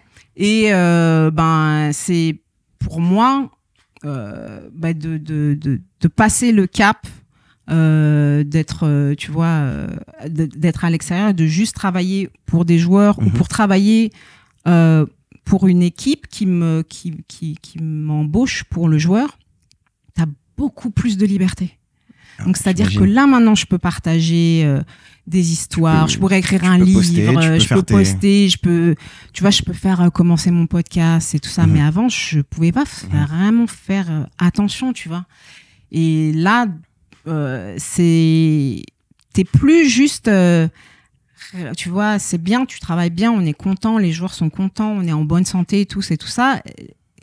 Mais bon, tu restes à ta place, là, du truc. Voilà, c'est vraiment différent. C'est moi là, oui. Donc le joueur m'a dit que tu vas travailler avec nous, machin. T'as besoin de quoi? Voilà, c'est différent. C'est différent. C'est clairement pas pareil. Et c'est bien de goûter aux deux perspectives, quoi. Moi, je le vois quand moi je vais faire des vidéos dans des clubs.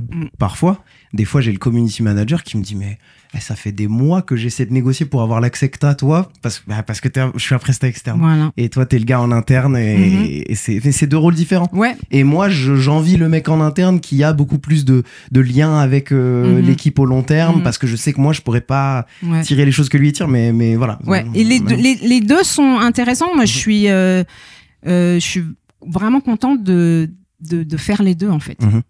Il y a de plus en plus de gens qui font ce que tu fais en NBA maintenant?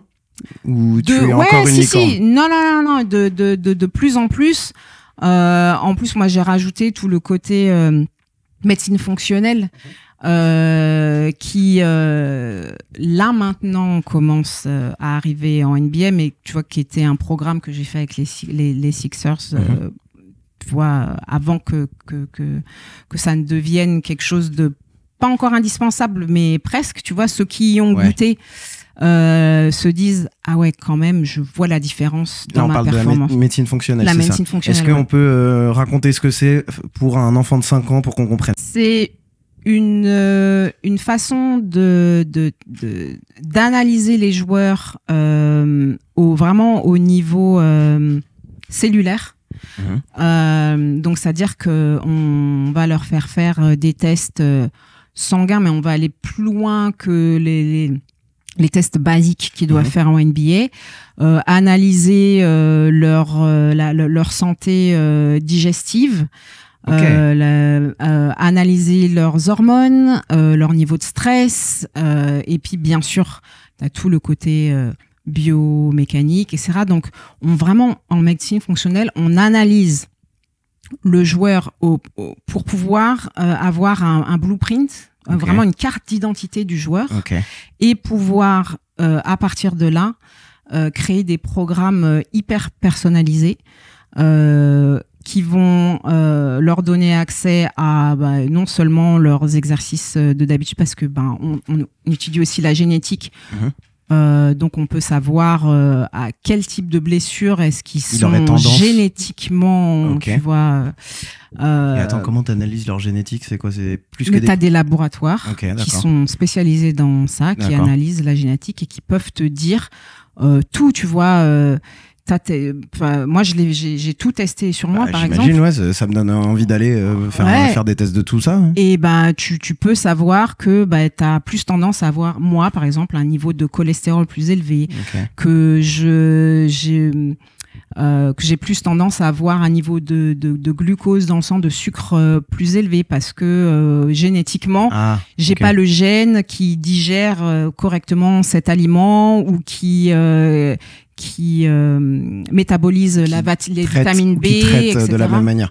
On mange le même paquet de Skittles, toi et moi, t'auras un pic plus haut parce que génétiquement, intéressant. Tu vois, donc on étudie tout ça, et avec tous les tests qu'on fait, t'es capable de savoir, en fait, de prévenir, en fait. Tu dis, ce joueur-là, il va avoir plus de problèmes musculaires, ce joueur-là, il va avoir plus de problèmes articulaires, plus de problèmes à se remettre d'un match qu'un autre joueur. Tu vois, on a trouvé des trucs vraiment de ouf. Un joueur, par exemple, qui était en surpoids. Et il arrête de manger limite, il fait 2 entraînements par jour, mais il perd pas le poids, quoi. Et donc, on fait tous les tests. Et donc, en plus des résultats qu'on a pu avoir, on se rend compte que ce joueur a un niveau d'hormones d'œstrogène extrêmement élevé, un niveau d'hormones de femme enceinte. Et donc, ça peut être lié au stress, ça peut être lié à sa génétique, à des choses qu'il mange en général. Mais donc, en ayant cette information-là, tu te dis, OK, le gars, il va pas perdre de poids, en fait. Donc, il faut qu'on descende son niveau d'œstrogène sans médicaments. Ça, la médecine fonctionnelle, c'est ça aussi, c'est d'essayer de pas prendre de médicaments et de se soigner par la nourriture, les suppléments, la méditation, plein de choses comme ça. Ça touche le niveau de cortisol, ça aussi? Exactement, le niveau de stress, cortisol. Tiens, j'aimerais bien parler un petit peu de ça parce que c'est la nouvelle chose que j'étudie un peu. C'est quoi tes bonnes pratiques que tu donnes à un joueur ou un athlète qui a des niveaux de cortisol très hauts? Qu'est-ce que tu fais avec ce gars? Ça dépend de quand il a son niveau de pic de cortisol. Donc, s'il a un niveau de cortisol qui est élevé au niveau d'aller se coucher ou la nuit, ce qui va provoquer aussi souvent un taux de sucre plus élevé dans son corps, même s'il ne mange pas, ça va monter. Et donc, on leur fait faire des pratiques de méditation avant d'aller se coucher pour calmer le corps et le système nerveux. Des suppléments, par exemple, le magnésium, le potassium. Il y a des choses comme ça. Donc c'est pour ça que quand tu analyses le niveau de cortisol, tu dois l'analyser, tu fais ton test, il est toute la journée en fait, et donc il voit à quelle heure dans ta journée de base tu as tes pics. Et donc en fonction de ça, tu vois, si c'est au sommeil, au niveau de la nutrition, il y a certaines choses que peut-être moins de protéines, ou on peut donner aux joueurs de la mélatonine ou de la nourriture qui aide le corps à la mélatonine, comme le zinc, par exemple, ou des aliments qui ont plus de zinc.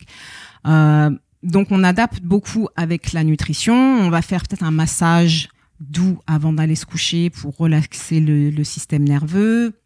Donc, il y a plein de moyens de pouvoir vraiment aider un joueur à avoir un programme hyper adapté et personnalisé. Et donc, ce joueur qui avait un niveau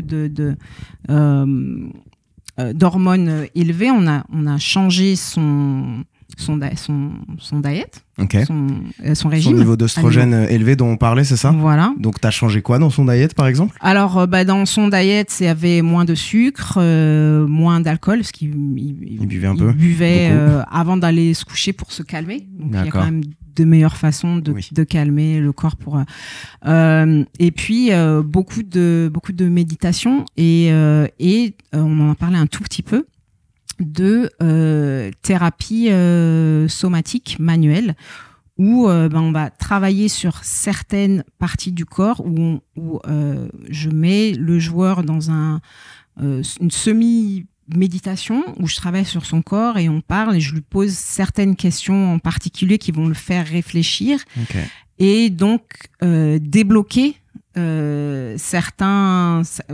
débloquer des blocages que tu as dans le corps qui t'empêchent de réguler correctement en fait. Et donc voilà, ça a pris 2 semaines et il a perdu le poids qu'il devait perdre et maintenant il sait ce qu'il a à faire pour le reste de sa carrière parce que c'est à vie. Ce qu'on trouve, ça change un peu, tu vois. Donc on les teste une fois par an et si on peut une autre fois pendant la saison avant les playoffs pour faire un petit tweak si besoin. On regarde, tu vois, leur pour les booster un peu juste avant les playoffs. Genre, j'imagine, il y a des choses où tu peux pas faire des choses à long terme, mais allez, là on est parti pour. C'est combien de temps des playoffs si tu fais tous les playoffs? Si c'est 1 mois et demi, c'est de mi-avril à mi-juin. Voilà. Donc il y a des choses où toi tu te dis ok, sur 1 mois, oui, je peux te booster là, ok. Et donc c'est quoi? Vas-y, par exemple, t'as un athlète, il arrive en playoff. Tu veux le booster? Je veux le booster un peu, et ça va. Pas long terme, mais. Ouais, mais donc ça va dépendre de ses résultats, parce que tout le monde est différent. Si je devais prendre un exemple, ça va être, on va lui donner un peu plus de vitamine B pour lui donner un petit peu, pour l'aider à être plus réveillé, tu vois, par exemple. C'est tellement personnalisé que je ne peux même pas te donner d'exemples précis. Mais si tu vois que je sais pas, son niveau de sucre par rapport à quand on l'avait testé en premier, il stagne ou il est un peu mieux, tu vas continuer le programme, mais en poussant un tout petit peu plus, par exemple. Je vois dans le chat, il y a quelqu'un qui a une question, et puis j'avais envie de parler de ce domaine en général. Comment fonctionne la prise en charge des joueurs en tant que prestataire externe? Du coup, comment tu gères avec l'équipe? C'est le joueur qui t'appelle? Ça se passe comment maintenant que tu n'es plus dans une équipe NBA? Alors ça dépend. Par exemple, l'année dernière, quand je travaillais avec 3 joueurs de Cleveland. Donc c'est pour ça sacré résultat à Cleveland l'année dernière. Sacré résultat, ils ont juste mentalement c'était pas très malheureusement. Mais donc c'est les joueurs qui me payent, qui me mettent en relation avec le head trainer ou la personne qui est responsable de la performance. Donc l'équipe va payer pour l'hôtel, pour l'avion, etc. Et le joueur va payer pour la prestation.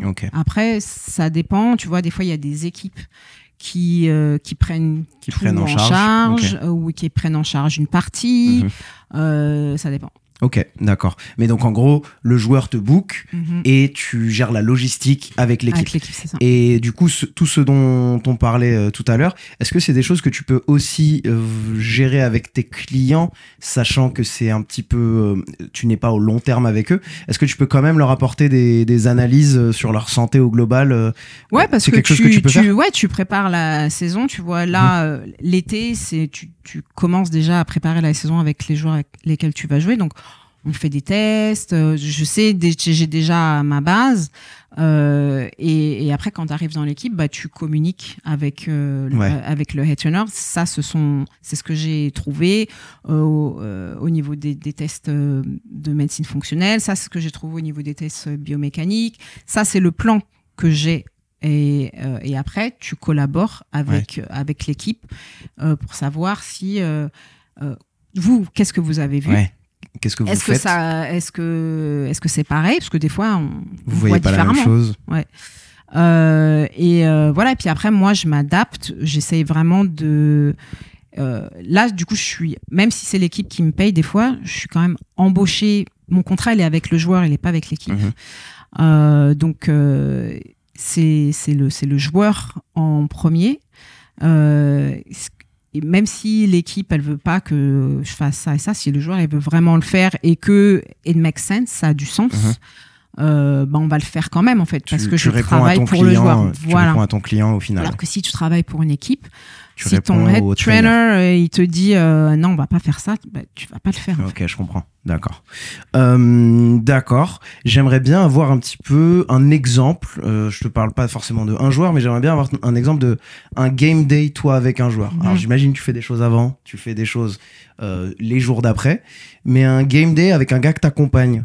Est-ce que tu le touches avant? Tu bosses sur lui avant le match? Alors là, on parle en prestataire extérieur ou dans une équipe? Je pense que ça s'applique plus dans une équipe quand tu es dans une équipe. Okay. Voilà, tu t'accompagnes une équipe NBA pendant ces années. Ça se passe comment? Est-ce que tu as les gars dans tes mains avant et après match? Ouais. Okay. Donc, alors après, quand tu travailles dans une équipe, t'as pas un seul joueur, tu vois. Bien sûr. Là, avec Cleveland, j'en avais 3. J'ai commencé avec un, et puis après, il a dit à ses copains. Passé le mot. Et voilà. Donc, mais moi aussi je veux. Ok. Donc, quand tu travailles pour une équipe, tu travailles pour 12 joueurs. 10 à 12. T'as des joueurs qui sont plus importants que d'autres. Moi, c'est pas ma politique. Ça n'a jamais été ma politique. Oui. C'est toujours été no players left behind. Donc, que tu sois rookie ou que tu sois je vais m'occuper de toi. Michael Jordan, c'est, tu vois. Mais ils se font quand même il y a une hiérarchie et ils se font des réflexions et donc donc le matin il y a en général, donc on va dire on a le match à la maison. Ouais, voilà, je voulais le faire simple. Game day à la maison, il y a pas de voyage, il y a pas de. Donc, t'arrives au centre d'entraînement entre 8h30 et 9h. Moi, je dois préparer tous les jours. Je préparais leur petite pilule pilule avant entraînement, après entraînement. Ah, c'est toi qui gères ça? C'est pas un nutritionniste ou quelque chose? Je travaille en collaboration avec la nutritionniste, mais le travail parce que c'est de la nutrition fonctionnelle, donc ça faisait partie de mon programme. Ok, d'accord. Ok, ça fait partie de ton truc. Voilà. J'avais donc pas on est en accord. Elle me dit ok pour ça, je préfère cette marque, etc. Mais après, et elle m'aidait aussi, parce que mais au début je faisais tout toute seule. Donc voilà, donc tu prépares, tu mets sur leur chaise leur poudre, leur jus, leur truc. Et donc ça commence à arriver, donc nous on est là entre 8h30 et 9h, entraînement en général 10h30, 11h. C'est juste, s'il y a un match, c'est juste shooting. Donc l'entraînement, il est en général une demi-heure. Ils ont peut-être ils regardent des vidéos, ils regardent leur petite, comment dire, ils ont leur petite chorégraphie là, tu vois, leur système. Ah oui. Ils travaillent sur leur système. Après ça shoot. Donc, s'il y a un joueur qui, pendant l'entraînement, s'est senti, il y avait un petit problème là, où il a pas shooté bien, machin, il passe me voir. Qu'est-ce que t'as? J'ai mon shoot, il rentre pas aujourd'hui. Ok, fais voir ton shoot. Ok, bon, il y a ça qui bloque, on va travailler sur derrière. Et donc après, il réessaye. Ok, c'est bon. Ça peut être ça, ou ça peut être, je sais pas, j'ai mal au genou, j'ai mal au pied. Et donc, tu travailles en général, t'as entre 15 et une demi-heure en fonction du joueur au niveau de la hiérarchie, tu vois. Donc parce que ça peut être un joueur... T'es quand même bien taille, mais sur un game day... Ouais, sur un game day, parce qu'il faut qu'ils rentrent chez eux, il faut qu'ils mangent, il faut qu'ils fassent leur sieste. Donc, tu vois, si j'ai le temps de voir 2-3 joueurs, vraiment, c'est le maximum. Après, t'arrives, donc si c'est un match à 7h, 7h30, moi j'arrive à 5h. Donc t'as les joueurs qui commencent à arriver à 5h30 et qui font leur pre-game. Donc ça va être de la thérapie manuelle qui va là du coup être axée sur l'amélioration des performances. Donc c'est des techniques différentes des techniques de massage qui vont leur permettre de se sentir en sécurité sur le terrain, tu vois, ou avoir moins de douleur, ou de sentir que ils ont plus de flexibilité, ils ont plus de mobilité, donc pour leur permettre d'arriver sur le terrain en se sentant en confiance de pouvoir se pousser en fait. Parce que sinon si certains, tu vois, s'ils ont une douleur, ils vont avoir peur de se blesser, et donc du coup ils vont se retenir, et des fois du coup tu as un mauvais match parce que t'as pas fait confiance à ton corps, tu n'as pas pu quoi. Et donc tu as le match. Donc moi en général je reste dans les vestiaires, je regarde le match. J'ai rarement regardé un match à part quand c'était le Covid. Et puis en vrai, tu vois, c'était moi qui je suis pas forcément passionnée de basket. Non, mais c'est pour moi c'était l'humain en fait. Je veux juste que mes gars ils se sentent bien, ils sont en bonne santé, tu vois. Donc moi c'est ça qui m'intéressait plus que est-ce qu'on a gagné, on a perdu, en vrai. Toi, moi je m'en fous, je veux juste que les gars ils soient bien quoi. Donc je reste dans les vestiaires. Souvent je travaille sur mes trucs à moi, je lis un livre, je suis en train de faire une formation en ligne, je regarde le match un peu en dilettante. Donc le match se finit, ils ont le speech du coach, et donc là c'est le post-game. Post-game. Donc au Clippers j'étais toute seule. Au Sixers, j'ai pu embaucher une masseuse. Donc on faisait les flushs ensemble. Tu vois, des fois on était à 2 sur un joueur. Ça un flush? On appelle ça un flush. C'est quoi un flush? Un flush, c'est un massage drainant en fait, très léger en général, pour aider à la récupération. Donc t'envoies, tu stimules la circulation sanguine vers le sang. Pour qu'il y ait moins de déchets qui restent, tu vois. Attends, tu stimules la circulation sanguine vers le cœur. Vers le cœur, ok, d'accord. Pour qu'il y ait moins de déchets qui restent, qui te donnent après un match des fois des douleurs de courbature. Ok, d'accord.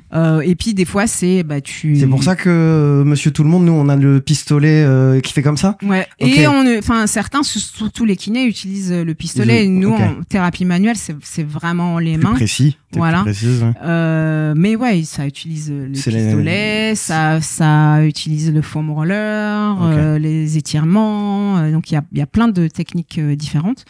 Moi j'étais vraiment focus sur 5-10 minutes de flush après le match et les joueurs ils ont vraiment ils sentent la différence juste un flush de quand j'ai pas fait mon flush et puis quand je l'ai fait et que le lendemain je me sens plus lourd. Tu sors du lit, t'es là, t'as l'impression d'être un papy, tu vois. Ils sentent la différence, donc ils prennent l'habitude, tu vois. Donc voilà, ça ressemble à ça. Et donc, j'ai commencé ma journée au centre de formation vers 8h30, tu vois. Et des fois, tu vois, tu ressors, t'as vu un match à 7h30, des fois je ressortais à 11h30, minuit même, tu vois. Sur Joël, en général, c'était le dernier qu'on faisait les flushs en dernier, full body et tout ça. Son corps, il est long, donc voilà. Faut flusher. Donc des fois, c'est du minuit, quoi. Ok, d'accord. C'était ça ma question, tu reviens sur Joël, mais au global, c'est quoi les spécificités de bosser avec des géants en NBA? Est-ce que ça change quelque chose sur ton job ou c'est juste proportionnellement? Ils sont plus grands, mais c'est la même chose? Ouais, non, les techniques sont les mêmes. Moi, je trouve ça plus facile de travailler sur un athlète parce que sur un grand. Ça fait plus vraiment de différence. Bien sûr, maintenant, travailler. Des fois, tu as des joueurs qui sont plus. Tu travailles sur un Chris Paul et tu travailles sur un Joël ou un Rudy Gobert. Tu vas passer plus de temps sur le Rudy que sur un Chris Paul parce que juste le corps, il est plus court. Mais après, au niveau des corps, c'est la même chose. Je trouve ça plus facile de travailler sur un athlète parce que déjà ils sont plus jeunes. Donc franchement, le corps va réagir plus vite. Au traitement que je vais faire. Donc égoïstement, tu as l'impression d'être peut-être même meilleur que ce que tu n'es parce que le corps réagit. Oui, tu vois ce que je veux dire? Tu te dis, ok, ça marche bien ce que je fais, mais il y a le côté, il y a la jeunesse qui fait son taf aussi. Voilà, bien sûr. Et puis aussi, parce qu'ils ont une structure musculaire plus développée. Moi, je trouve, c'est pas forcément plus dense, plus dur que quelqu'un d'autre en fait. Mais c'est plus facile parce que tu sais exactement où t'es. Moi, comme je suis manuel, je suis vraiment très très très tactile, donc je sais en général exactement, sans regarder, je sais je suis sur tel muscle, je sais qu'il y a cette artère là, je sais qu'il y a, tu vois, quand je travaille sur quelqu'un, c'est comme j'ai une espèce de t'as un sens une map en 3D, tu sais, une carte en 3D dans ma tête. Je sais exactement en fonction de ce que je sens où je suis et ce que je dois faire avec cette structure là en fait. Non, ça m'étonne pas. Enfin, je pense avoir le même feeling avec mon métier, mais d'une autre certaine manière. Tu vois, c'est des sixièmes sens que tu développes avec ton métier. Ouais, il y a un instinct qui vient. Ouais. Totalement. J'ai deux noms que j'ai envie de te jeter, mais il y a le sujet de secret médical, ou en tout cas de secret avec les personnes. Donc tu peux me dire, je peux pas en parler. Du coup, t'as fait équipe de France. C'est comment de travailler avec Victor Wembanyama? Ouais, je peux pas te dire grand chose, mais il est réceptif, j'imagine. Il écoute. Il écoute, il prend soin de lui, il est curieux, il pose des questions, il te challenge aussi. Donc non, c'est un bon gamin et à cet âge-là, d'avoir cette curiosité, ce rapport avec pas seulement ton corps, mais aussi ta santé mentale. Il a un côté, une curiosité spirituelle en relation avec aussi son corps et son jeu et la façon. Il est incroyable en fait. Et ouais, non, mais c'est une crème de travailler avec lui parce que c'est pas le seul. Hein. Oui, bien sûr. C'est juste le nom que je te. Mais comme il est jeune, c'est vrai que c'est impressionnant de voir un gamin de cet âge-là qui est déjà, qui comprend déjà à quel point être en bonne santé, avoir un corps, s'occuper de son corps, à quel point c'est important dans ce sport. J'ai vu pas mal de rookies ou de jeunes qui ont compris plus tard, genre 5 ans, 6 ans, mais 10 ans. Tu peux pas leur vouloir aussi. Non. Le jeune, il va à l'entraînement, il saute 50 fois et son corps va bien, ne sent rien. Ouais, voilà. Je comprends. Mais du coup, juste pour revenir, Victor Wembanyama, quand tu travailles avec lui, ou alors d'autres athlètes extrêmement longilignes, est-ce que toi, tu as une approche un peu différente? Est-ce que tu les malaxes un peu moins dur, ces gars qui sont moins en muscle, moins Giannis Antetokounmpo? Tu vois ce que je veux dire? Ouais, tu t'adaptes au tissu. Donc, en fait, le tissu, il va accepter ou refuser le traitement que je lui donne. Donc, c'est juste une question d'adaptation. Qu'est-ce que tu veux dire par là, accepter ou refuser? C'est-à-dire que le tissu, dans sa densité, quand tu travailles sur un muscle, il va se raidir ou te laisser passer ou bouger. Et après, toi aussi, moi, je sens s'il y a des choses à changer dans la densité, dans l'élasticité, dans la plasticité du tissu. Mais moi, je suis à l'écoute du corps. Et si je sais que si le tissu il me dit you can do this, tu peux y aller, ben, je vais y aller. La réception du joueur va peut-être être ça fait mal et tout ça, mais je sais que le corps il est safe, tu vois. Et donc il y a ça, et puis après je m'adapte si vraiment le joueur est il est en agonie, je continue pas parce que en fait ça va à l'encontre aussi du résultat que tu veux aller. Bien sûr. Mais en tout cas, le corps te parle, et si tu es à l'écoute, tu vas traiter la structure musculaire de la bonne manière, en fait. Ok. J'ai un autre nom, t'as peut-être pas bossé avec lui. LeBron James. Ouais. Tu l'as déjà croisé? On s'est toujours croisé dans les couloirs. D'accord, ok.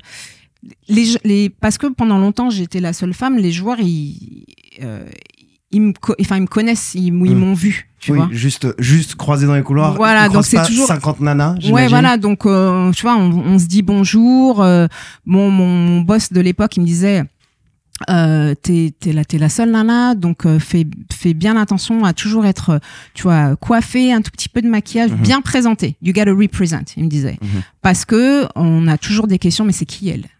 Ouais, tu vois. Bien sûr. Il me dit personne ne te demande c'est qui tu vois, le kiné ou le machin, personne va me demander, mais on va toujours me demander c'est qui elle. Donc il dit you're representing the brand, tu représentes la marque, donc il faut que tu sois quand même tu vois. Ok, d'accord.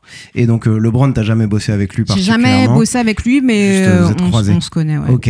Une question, à ton avis, en voyant son corps, en voyant tout ce qu'il a pu faire, 20 ans de carrière, patati patata, qu'est-ce qu'il a de unique? Est-ce que toi, tu peux le voir de loin? Son corps est visible partout sur Internet. Qu'est-ce que tu vois quand tu vois LeBron? Qu'est-ce qu'il a d'unique? Qu'est-ce qu'il a de... LeBron, en plus d'être, je pense, d'avoir une génétique... Quand tu commences à étudier la génétique, il y a certains gènes qui s'appellent des athlete genes, le gène athlétique. Donc, je suppose qu'il a, tu vois, et après ce gène athlétique, il est plus ou moins développé ou présent, actif. Donc, je pense que déjà, il a ça. Et c'est quelqu'un qui, très vite, a compris, comme Victor, l'importance de prendre soin de son corps. Donc, c'est quelqu'un qui dépense des millions. Il a une thérapeute qui l'accompagne partout. Il utilise la thérapeute aussi de l'équipe. Il a une nutritionniste. Il a un personal trainer qui est avec lui depuis le début de sa carrière. Garcia, je crois, il s'appelle. Ouais, c'est ça. Ouais. Donc, il a une armada de personnes autour de lui qui surveillent sa santé. Et donc, il sait exactement ce qu'il doit faire. Bien sûr, c'est un sport de haut niveau. Il y aura toujours des blessures de temps en temps, tu vois. Mais je pense que avec la carrière qu'il a eue aussi longue, il a quand même il a du mileage, tu vois. Il a joué. C'est pas un petit joueur. Il il s'occupe de son corps et prend soin de sa santé de façon à pouvoir durer. Et c'est quelque chose aussi que j'explique à mes jeunes joueurs. Si tu prends soin de ton corps et que tu as les bonnes personnes autour de toi aussi, il faut avoir les personnes. Il y a des gens, ils tchatchent, mais il faut avoir la bonne personne autour de toi aussi. Et que tu t'entoures bien, en fait. Il faut pas avoir peur parce que c'est un investissement. C'est un investissement. Et donc, cet investissement-là, il va payer dans le futur parce que tu rallonges ta carrière, en fait. Tu réduis des chances d'avoir des blessures. Moi, ça me rend triste. Il y a des joueurs avec qui j'ai travaillé, qui ont changé d'équipe ou machin, donc qui étaient avec moi, qui avaient un problème spécifique, qui demandait des techniques particulières. Qui n'avaient pas dans leurs équipes et qui en fait, certains ils se sont dit ça a été avant, ça devrait aller après, mais se rendent compte plus tard, ils changent d'équipe, ils se blessent direct. Et moi on a vu qui malheureusement ils vont dans l'autre équipe et puis c'est la fin de leur carrière, en fait. C'est chaud. Et moi, ça me rend triste, en fait, parce que... Tu peux pas accompagner le gars parce que toi, t'étais dans ton équipe. Moi, je suis dans une autre équipe où même, tu vois, là, j'ai accompagné 3 joueurs, mais je peux pas accompagner tout le monde. Donc, si tu m'as demandé après les joueurs qui m'ont embauché, je peux pas venir, tu vois, m'occuper de toi. Ou tu vois, donc et tu vois sa carrière tranquillement, alors que tu sais... J'aurais pu aider ce gars-là, tu vois. Ouais, tu peux pas sauver tout le monde. Non. Tu peux pas sauver tout le monde. Ok, alors là, on a parlé des jeunes athlètes qui sont dans les ligues pro. Est-ce que je peux avoir des conseils pour l'athlète lambda, et moi? C'est quoi tes conseils pour l'athlète lambda pour prendre soin de lui, qui fait un peu de muscu, un peu de basket ou son sport à côté de la muscu? C'est quoi ton conseil pour l'athlète lambda pour être en bonne santé? Alors, je dirais... déjà ta nutrition. Connais ton corps si possible, tu vois. Même en ayant fait une prise de sang lambda, tu vois, en France, je pense pas que ça te coûte tant de faire des examens. Déjà de connaître ton corps, si tu peux, comme ça, tu sais déjà un peu tes gaps au niveau de la nutrition. C'est-à-dire, tu sais, va peut-être falloir que je change ma façon de me nourrir. Donc, ta nutrition, elle est importante. Le sommeil est hyper important. On s'en rend pas compte, mais quand on est fatigué, qu'on n'a pas bien dormi, ton corps ne se remet pas de ton workout de la même façon que si tu vois t'avais bien dormi, en fait. Donc le sommeil, la nutrition, et puis après des choses simples, s'échauffer avant, et plutôt un échauffement actif. S'échauffer avant d'aller courir ou tu vois, et puis après, tu vois, il y a le flush que j'ai mis en place avec mes joueurs. J'ai eu cette idée là parce que j'avais vu Jamal Crawford après tous les matchs, il se couchait par terre avec les jambes surélevées. Et il m'a dit, moi je fais ça depuis que je suis rookie et je sens pas, je me sens mieux, tu vois. Et donc à ça j'ai rajouté le flush manuel, donc qui est encore plus parce que j'imagine que moi c'est quelque chose aussi que je fais, tu mets les jambes en l'air, ça aide, hein, franchement les gars, rien que 10 minutes de ça c'est mieux que rien. C'est vraiment mieux que rien. Mais j'imagine en effet un mec qui met les jambes en l'air et en plus toi tu l'aides. Ok, génial. Et donc tu fais ça, un étirement à la fin, tu vois, et puis après il y a des techniques, tu vois, qui sont peu chères, le foam roller. Alors moi je dis toujours, même mes parents, je leur dis ça, quand tu fais, tu vois, tu fais tes petits étirements. Motion is lotion, donc il faut bouger pour se sentir mieux. Quand tu arrêtes de bouger, quand t'es assis, quand t'es toujours sur ton téléphone, en fait ton corps devient la posture que tu lui donnes. Donc après, quand tu essaies de bouger, c'est là où tu te blesses. Donc voilà, il faut bouger et puis le foam roller, mais par contre pas juste le foam roller où tu roules dessus. Ajouter un mouvement. Par exemple, si tu travailles sur tes quadriceps, si tu as le foam roller sur ta jambe, tu roules 1 centimètre et après tu vas faire plier, tendu.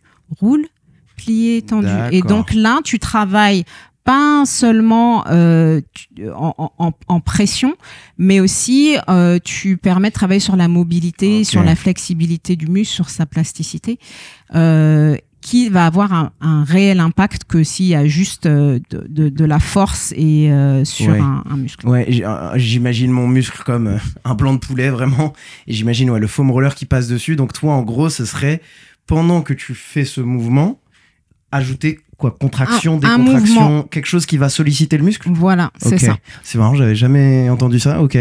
Et donc ça te permet de rendre plus optimal ce foam roller, c'est ça? Voilà. Ok, d'accord. Super intéressant cette partie. Je le prendrai, je le rajouterai. Ouais, tu me tiendras au courant. Ça, tu vois, ça fait plus mal de rajouter un mouvement, mais tu actives le muscle tout en ayant une pression, et donc là tu transformes vraiment le muscle au niveau cellulaire. Okay. Tu vois, et c'est pas juste de la pression. Tu lui permets aussi de récupérer et d'améliorer la circulation sanguine, d'être plus mobile et flexible. Donc, Ok. Du coup, maintenant que t'es indépendante, t'as pu créer ta formation, c'est ça?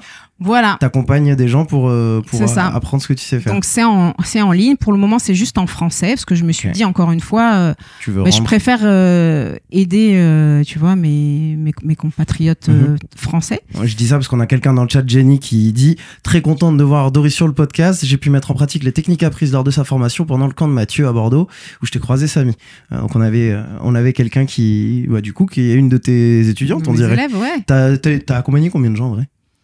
Pour l'instant, une centaine. Ah bah quand même, ouais. C'est balèze. Ça fait combien de temps? Ça va faire un an, un an et demi peut-être, pas encore un an et demi. Mais les gens, ils se rendent pas compte de me dire une centaine. Tu sais, il y a des écoles qui arrivent pas à recruter des sans étudiants en première année, donc franchement bravo, hein, super boulot. Non, mais ça me fait plaisir aussi de voir que, comme moi, il y a des gens suffisamment passionnés et puis aussi suffisamment ouverts d'esprit. Pour se dire je vais aller me former en ligne et continuer d'apprendre. Moi, c'était mon truc, c'est ça qui m'a emmenée dans la NBA, parce que j'étais curieuse et que j'ai appris des meilleurs, en fait. Ouais. Et en fait, de voir d'autres élèves ou d'autres professionnels qui tu vois, qui se disent pas je sais déjà, tu vois, je pense pas que... Moi, des fois, dans des formations, si j'apprends juste si je suis 5% mieux que comme je suis rentrée, il y a des formations, des fois, tu as l'impression que j'ai rien appris, mais en fait, quand tu réfléchis, c'est une autre perspective qui va... qui va, en fait, quand toi, tu vas travailler, aussi transformer, sans t'en rendre compte, ta façon de travailler. Mais je suis totalement aligné avec ce que tu racontes.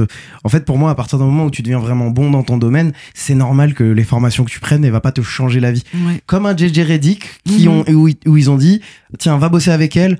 Ah, je sais pas, nanana. Ouais.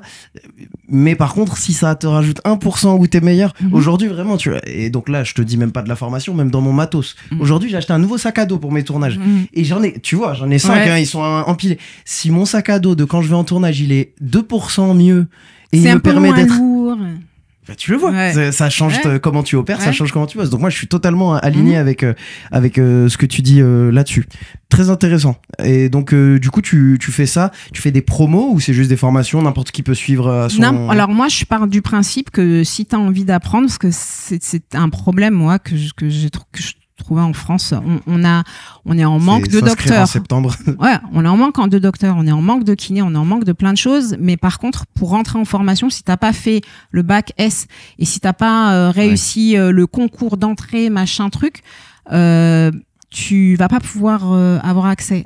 À l'inverse, aux États-Unis, tu as l'argent, tu veux payer, prends la formation. Oui, tu vois ce que je veux dire? Ouais. Et je pense que si j'avais pas eu la chance d'être dans un pays qui est bon, qui te dit, voilà, si tu penses que tu peux le faire, ou même si tu sais quoi, fais la formation, casse-toi la gueule, refais la formation 2 fois, 3 fois, 4 fois, paye à chaque fois. Ouais. Si tu crois en toi, en fait, ce pays, c'est un des côtés positifs, va te dire, bah, ok, vas-y, fais-le. Reprends. Ouais. Donc moi, je suis partie de ce principe-là, en disant, c'est une formation quand même qui est plus pour les kinés, les masseurs, les ostéos, etc. Parce qu'il faut quand même avoir des connaissances anatomiques et tout ça. Mais si t'es curieux, si t'as envie d'apprendre, ça t'est accessible. Je vais pas te refuser l'accès. Et puis surtout, en France, il y a que les kinés qui ont le droit de masser. Les masseurs en France sont des masseurs où ils peuvent pas faire du thérapeutique. On appelle ça récréatif ou en tout cas, je sais pas relaxation c'est quoi le mot, mais ouais, voilà. ou mais en fait, la réalité, c'est que les kinés, les pauvres, ils ont pas le temps. Tu vois, sinon faut avoir de la chance. Il y a des kinés, je vois, mes parents ils vont voir des kinés et elles me disent j'ai de la chance, ma kiné elle masse un peu, tu vois. Ouais. Mais je le vois avec le kiné d'en bas de chez moi. J'arrive, il bosse avec moi 5-10 minutes et il doit courir aller bosser avec quelqu'un d'autre. Ouais, c'est vrai que... Parce que le système il est mal fait. En fait, ils sont obligés de faire ça pour pouvoir avoir un salaire, tu vois, normal. Décent, ils sont obligés de prendre. Voilà. Donc t'as des kinés qui massent, mais la plupart ils ont pas le temps en fait. Et donc moi je me dis effectivement les masseurs en France ils ont pas le droit de dire qu'ils font du massage thérapeutique ou des traitements thérapeutiques, ils peuvent pas traiter de douleur, etc. Mais franchement, si t'as envie d'apprendre et que tu veux rajouter un peu dans ta pratique et aider ton patient, parce qu'un patient, si tu l'aides, il va pas aller dire ah mais vous avez pas le droit de me faire du bien. Ouais. Il va être content en fait. Et je pense que je suis sûre que la législation elle va changer. Ça a déjà changé. Avant c'était que les kinés. Ouais. Maintenant ils acceptent que des masseurs formés touchent le corps. Je pense que ça va continuer d'évoluer et d'avoir déjà des gens qui sont intéressés. J'ai même des personal trainers qui prennent le cours, tu vois, parce que après leur séance, ils font un petit massage. Ah, j'ai un mal là. Rien que d'être compétent pour savoir faire un flush. Ouais, voilà. Compétent pour savoir faire un flush, déjà tu changes la vie de tes athlètes, je pense. C'est ça.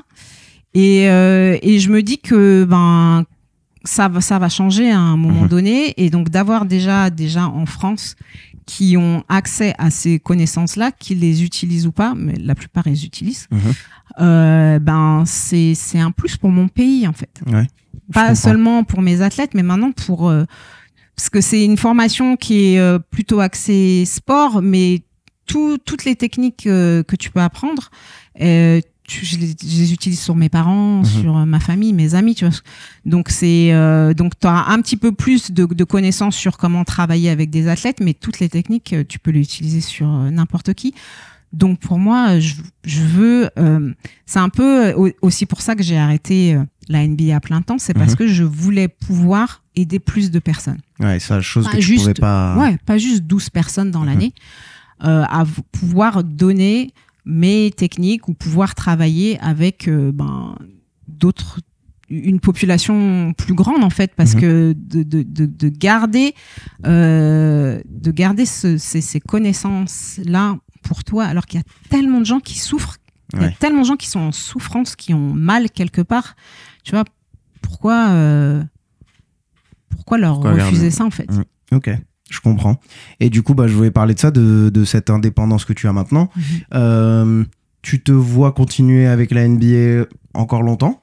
Tu aimes bien être aux States pendant la saison, rentrer? Enfin, comment tu le sens? Parce que moi, je respecte beaucoup, même si t'es plus dans une équipe.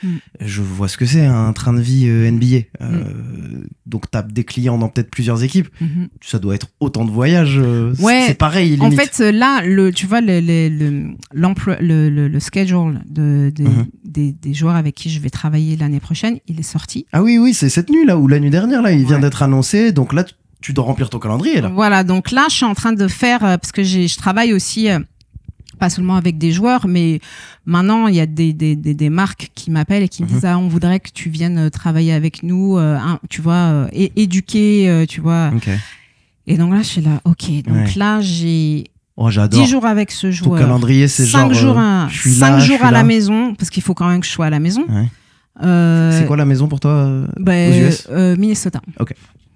Et donc là, j'ai commencé, là, en arrivant dans l'avion, à commencer chez la... Ah ouais, en fait... Je suis à la maison donc, quand, c'est-à-dire, voilà, je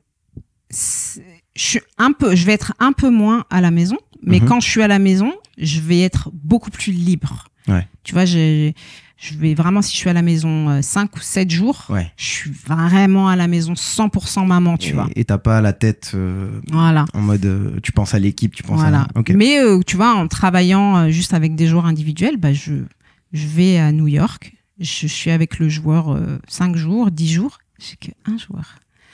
J'ai un traitement à faire, ou de 2, mais un traitement à faire. Le reste, et c'est mon temps, quoi. Je peux faire autre chose, je peux travailler sur mes classes en ligne, je peux faire d'autres trucs, en fait. Et cette liberté-là, elle est tellement précieuse. C'est cool. C'est cool. Ouais, je comprends, c'est marrant parce qu'on a tous vécu la même chose. Au final, j'ai vécu être en entreprise, bosser pour une boîte et du jour au lendemain avoir des clients, faire ce que je fais.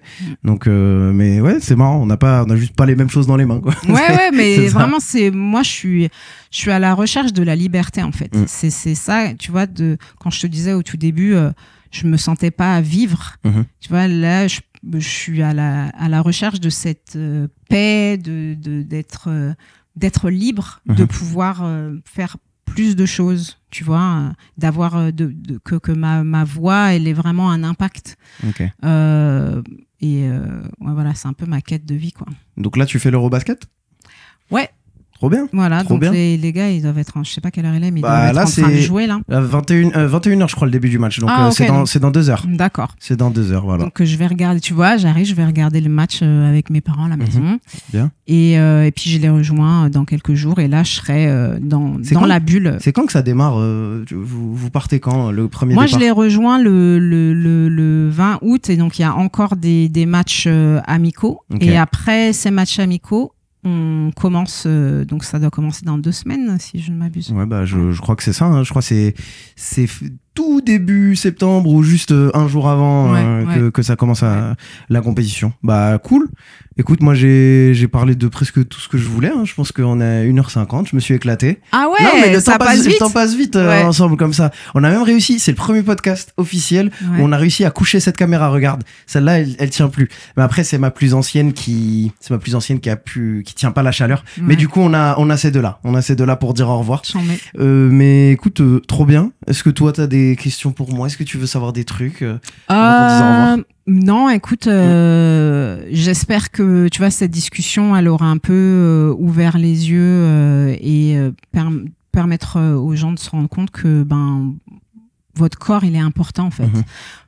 Prenez soin de votre corps, que vous soyez sportif ou pas. Tu vois, il y a plein de solutions et pour pouvoir, ne serait-ce que, tu vois, pouvoir marcher avec ton chien dehors sans avoir mal, juste pour profiter de la vie, en fait.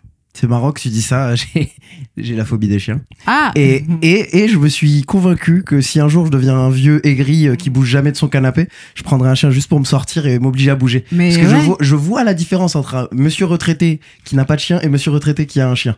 Je le vois totalement.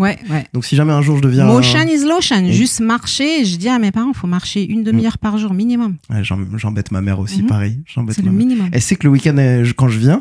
Elle est contente de me voir, mais elle sait que je l'oblige à sortir. Je l'oblige à sortir, c'est ça. Parce que ça te rallonge la vie. C'est aussi simple que ça. C'est vraiment ça. Bon, l'équipe, j'espère que vous avez kiffé cet épisode. Profitez bien de vos vacances si vous êtes encore en vacances. Nous, on va vous dire au revoir. Pensez à mettre 5 étoiles sur Spotify. Allez suivre Dory sur Instagram. Je vous mettrai son Instagram dans la description du podcast. Et puis voilà, on a kiffé. C'était un bon moment. Les gens dans le chat qui nous écoutent en live, on vous dit bye bye. Et puis voilà, bye, au revoir. Merci, à bientôt. Bye, salut tout le monde.